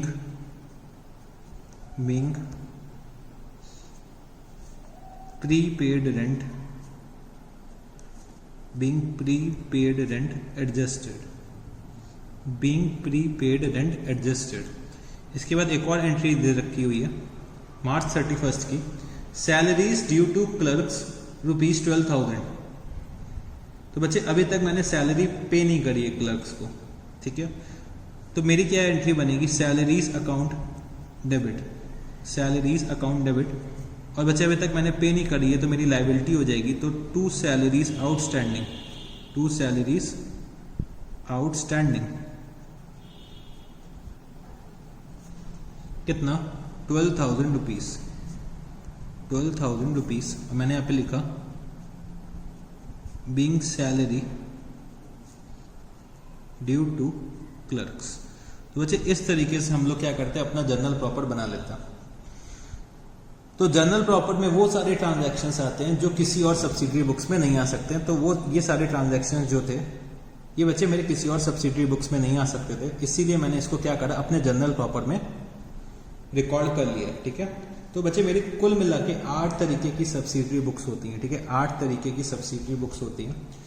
तो अगर मैं इसको समराइज करना चाहूँ तो मैं क्या बोल सकता हूँ, सबसे पहले जो मेरी सब्सिडरी बुक होती है वो कौन सी होती है, कैश बुक। कैश बुक में जितने भी मेरे कैश से रिलेटेड ट्रांजैक्शंस होंगे वो आ जाएंगे, चाहे वो कैश रिसिप्ट हो चाहे वो कैश पेमेंट हो। इसके बाद मेरा परचेज बुक में क्या आता है, क्रेडिट परचेज आता है, क्रेडिट परचेज ऑफ गुड्स। अगर मैं गुड्स को क्रेडिट में परचेज कर रहा हूं तो वो कहां पे आएंगे, मेरे परचेज बुक में आएंगे। सेल्स बुक में मेरे वो ट्रांजैक्शंस आएंगे जो मैं क्रेडिट में सेल्स कर रहा हूं गुड्स की। गुड्स की अगर मैं सेल क्रेडिट्स में कर रहा हूं तो कहां पे आएगा, सेल्स बुक में आएगा। परचेज रिटर्न बुक में जो मैंने क्रेडिट पे परचेज करी है, और अगर मैं अपनी क्रेडिट की परचेज से कुछ रिटर्न करता हूं, अगर मैं अपनी क्रेडिट की परचेज से कुछ रिटर्न करता हूं तो मेरा क्या बनेगा, परचेज रिटर्न बुक बनेगा, और वो ट्रांजैक्शन मेरा परचेज रिटर्न बुक में आएगा। परचेज रिटर्न के लिए मैं क्या इशू करता हूं, डेबिट नोट इशू करता हूं। ठीक है, उसके बाद मेरा क्या आता है, sales return book. Sales return book मैं तब बनाऊंगा जब मेरे कस्टमर्स मेरे को गुड्स रिटर्न कर रहे होंगे, मतलब वो कस्टमर्स जिन्होंने मेरे से क्रेडिट में परचेज करा है, मतलब मैंने क्रेडिट में सेल्स करी है और मेरी जो क्रेडिट की सेल्स में से कुछ मेरे को रिटर्न्स मिलना है। क्रेडिट की सेल्स में से जो मेरे को रिटर्न्स मिलना है उसको मैं कहाँ रिकॉर्ड करूंगा, अपना सेल रिटर्न बुक में रिकॉर्ड करूंगा। और बच्चे मेरा जो सपोर्टिंग डॉक्यूमेंट क्या होता है, उसमें क्रेडिट नोट होता है। ठीक है, फिर हमने बिल्स रिसीवेबल बुक और बिल्स पेबल बुक के बारे में पढ़ा था। बिल्स रिसीवेबल बुक मेरी वो बुक्स होती हैं जो बच्चे मैंने बिल्स अपने कस्टमर से एक्सेप्ट करवाए, मतलब कस्टमर ने अपनी एक्सेप्टेंस दी है कि वो मेरे को पैसा इतने मंथ्स बाद पे करेंगे या इतने डेज बाद पे करेंगे। ठीक है, तो बिल्स रिसीवेबल की ड्यू डेट निकालने के लिए मैंने आपको बताया था 3 डेज ऑफ ग्रेस ऐड करते हैं। सिमिलरली बिल्स पेबल में हम लोगों ने जो खुद से एक्सेप्टेंस दे रखी है सप्लायर्स को, तो वो एक्सेप्टेंस हम कहाँ पे लिखते हैं, अपना बिल्स पेबल बुक में लिखते हैं। उसके बाद अगर कोई ट्रांजैक्शन इन 7 सब्सिडरी बुक्स में नहीं आ पाता है तो वो हम लोग कहाँ पे रिकॉर्ड करते हैं, अपने जर्नल प्रॉपर में रिकॉर्ड करते हैं। तो जर्नल प्रॉपर में कौन कौन से ट्रांजैक्शंस आते हैं, जैसे कि opening entry, closing entry, adjustment entry, rectification entry, transfer entry, ये सब एंट्रीज जो होती हैं वो मेरी कहाँ पे आती है, जर्नल प्रॉपर में आती है। जैसे कि आउटस्टैंडिंग रेंट वगैरह हो गया, प्रीपेड रेंट हो गया, परचेज ऑफ फर्नीचर और क्रेडिट, मतलब purchase of assets on credit भी मेरा कहाँ पे आता है, जनरल प्रॉपर में आता है। तो ये क्वेश्चन एक पूछ लिया जाता है कि कौन कौन से ट्रांजैक्शंस मेरे जनरल प्रॉपर में आते हैं। ये क्वेश्चन शॉर्ट में आपसे पूछा जा सकता है 2 या 3 नंबर में या 4 नंबर में। तो थ्योरेटिकल क्वेश्चन एक क्या बनता है कि what transactions are recorded in general proper, तो ये चीज आपको आनी चाहिए। क्रेडिट नोट और डेबिट नोट में क्या डिफरेंसेस होते हैं ये भी आपको बहुत अच्छे से आने चाहिए। ठीक है, तो ये क्वेश्चन जो है वो एग्जाम्स में जनरली आ जाते हैं। तो इन दोनों क्वेश्चंस को आपको बहुत अच्छे से प्रिपेयर करना है। तो हम क्या लिख सकते हैं जनरल प्रॉपर के लिए, purchase of assets on credit, adjustment entries के लिए मतलब outstanding rent, prepaid rent, opening entry, closing entry, transfer entry और रेक्टिफिकेशन एंट्री। तो ये सब चीजें मेरी किस में आती है, जनरल प्रॉपर में आती है। ठीक है, तो बच्चे ये मैंने 8 सब्सिडरी बुक्स पढ़ ली हैं। बट आज की क्लास को एंड करने से पहले मैं आपको एक और क्वेश्चन कराना चाहता हूँ, वो बहुत छोटा सा क्वेश्चन है।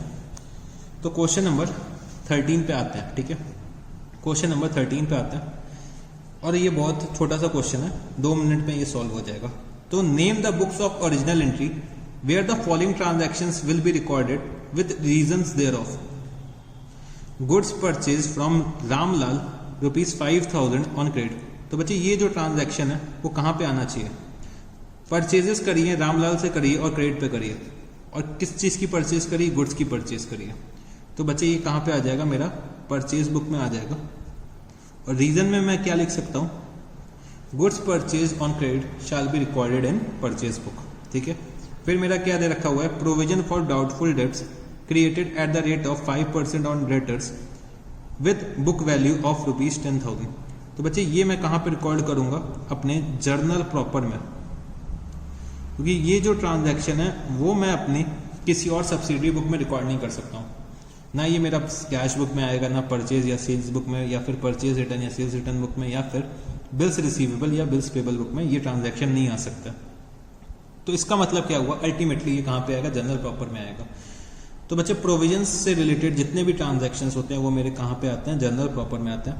Defective goods sold to Babita on credit worth ₹4,000 were return by her. तो डिफेक्टिव गुड्स मैंने कुछ बबीता को सेल करे थे और क्रेडिट में सेल करे थे, वो गुड्स बबीता ने मेरे को रिटर्न कर दिए। तो बच्चे कहाँ पे आएगा ये, सेल्स रिटर्न बुक में आएगा, सेल्स रिटर्न बुक में आ जाएगा। चलो जी, इसके बाद purchase furniture on credit from mister Ratan Singh for ₹15,000 for use in the business. तो बच्चे मैंने क्रेडिट में परचेज करा है, फर्नीचर परचेज करा है, फर्नीचर मेरे बिजनेस का एसेट हो गया। मतलब अगर मैं एसेट को परचेज कर रहा हूँ क्रेडिट पे, तो वो बच्चे मेरा ट्रांजैक्शन कहाँ पे आता है, जर्नल प्रॉपर पे आ जाता है। ठीक है, तो बच्चे हम लोगों ने क्वेश्चन नंबर 13 भी कर लिया। तो बच्चे मेरे को आपको बस इतने ही क्वेश्चंस कराने थे। अब जो रिमेनिंग क्वेश्चंस बचे हुए हैं इस चैप्टर के, वो आपको होमवर्क में करने हैं। तो चलो अब आप लोग होमवर्क नोट कर लो। होमवर्क तो होमवर्क में आपको मिलने जा रहे हैं question number 2, question number 3, question number 6, question number 7, question number 8, question number 9, question number 14। तो इतने बच्चे आपको क्वेश्चंस जो हैं वो होमवर्क में करने होंगे। ठीक है, जितने क्वेश्चंस मैंने करवाए हैं आज उससे सिमिलर ही क्वेश्चंस होंगे। ठीक है, और जो ये क्वेश्चन नंबर 14 है इसमें आपको सब कुछ बनाना है। मतलब परचेज बुक भी बनानी है, सेल्स बुक भी बनानी है, परचेज रिटर्न बुक भी बनानी है और सेल्स रिटर्न बुक भी बनानी है। सबसे पहले हमें क्या करना पड़ेगा इस क्वेश्चन में, अगर मैं इस क्वेश्चन का थोड़ा सा हिंट दे दूं आपको, सबसे पहले हमें क्या करना पड़ेगा, इस क्वेश्चन में आइडेंटिफाई करना पड़ेगा कौन सा ट्रांजैक्शन कौन सी बुक में आएगा। जब हम ट्रांजैक्शंस को आइडेंटिफाई कर लेंगे तो बच्चे मेरे को चारों बुक्स बनाने में कोई दिक्कत नहीं आने वाली है। बस सबसे पहले मेरे को क्या करना है, अपने ट्रांजैक्शंस को आइडेंटिफाई करना है, कौन सा ट्रांजैक्शन मेरी कौन सी बुक में आएगा, और मैं क्या करूँगा उसे रिकॉर्ड कर लूँगा जिस भी रेलिवेंट बुक में वो ट्रांजैक्शन आ रहा होगा। तो चलो बच्चे आज के लिए हम लोग इतना ही रखते हैं। आज की क्लास को मैं यहीं पे एंड करता हूँ। तो यहाँ पे हम लोगों का जो सब्सिडरी बुक टॉपिक्स था वो फिनिश हो चुका है। ठीक है, नेक्स्ट क्लास में हम लोग हो सकता है ट्रायल बैलेंस शुरू करें। तो यहाँ पे मेरा क्या हो गया, सब्सिडरी बुक्स का टॉपिक्स कंप्लीट हो गया। अगर आपको सब्सिडरी बुक्स से रिलेटेड कोई भी डाउट है तो आप मेरे से पूछ सकते हैं। ठीक है, तो चलो जी, thank you guys, good night, see you, Tata.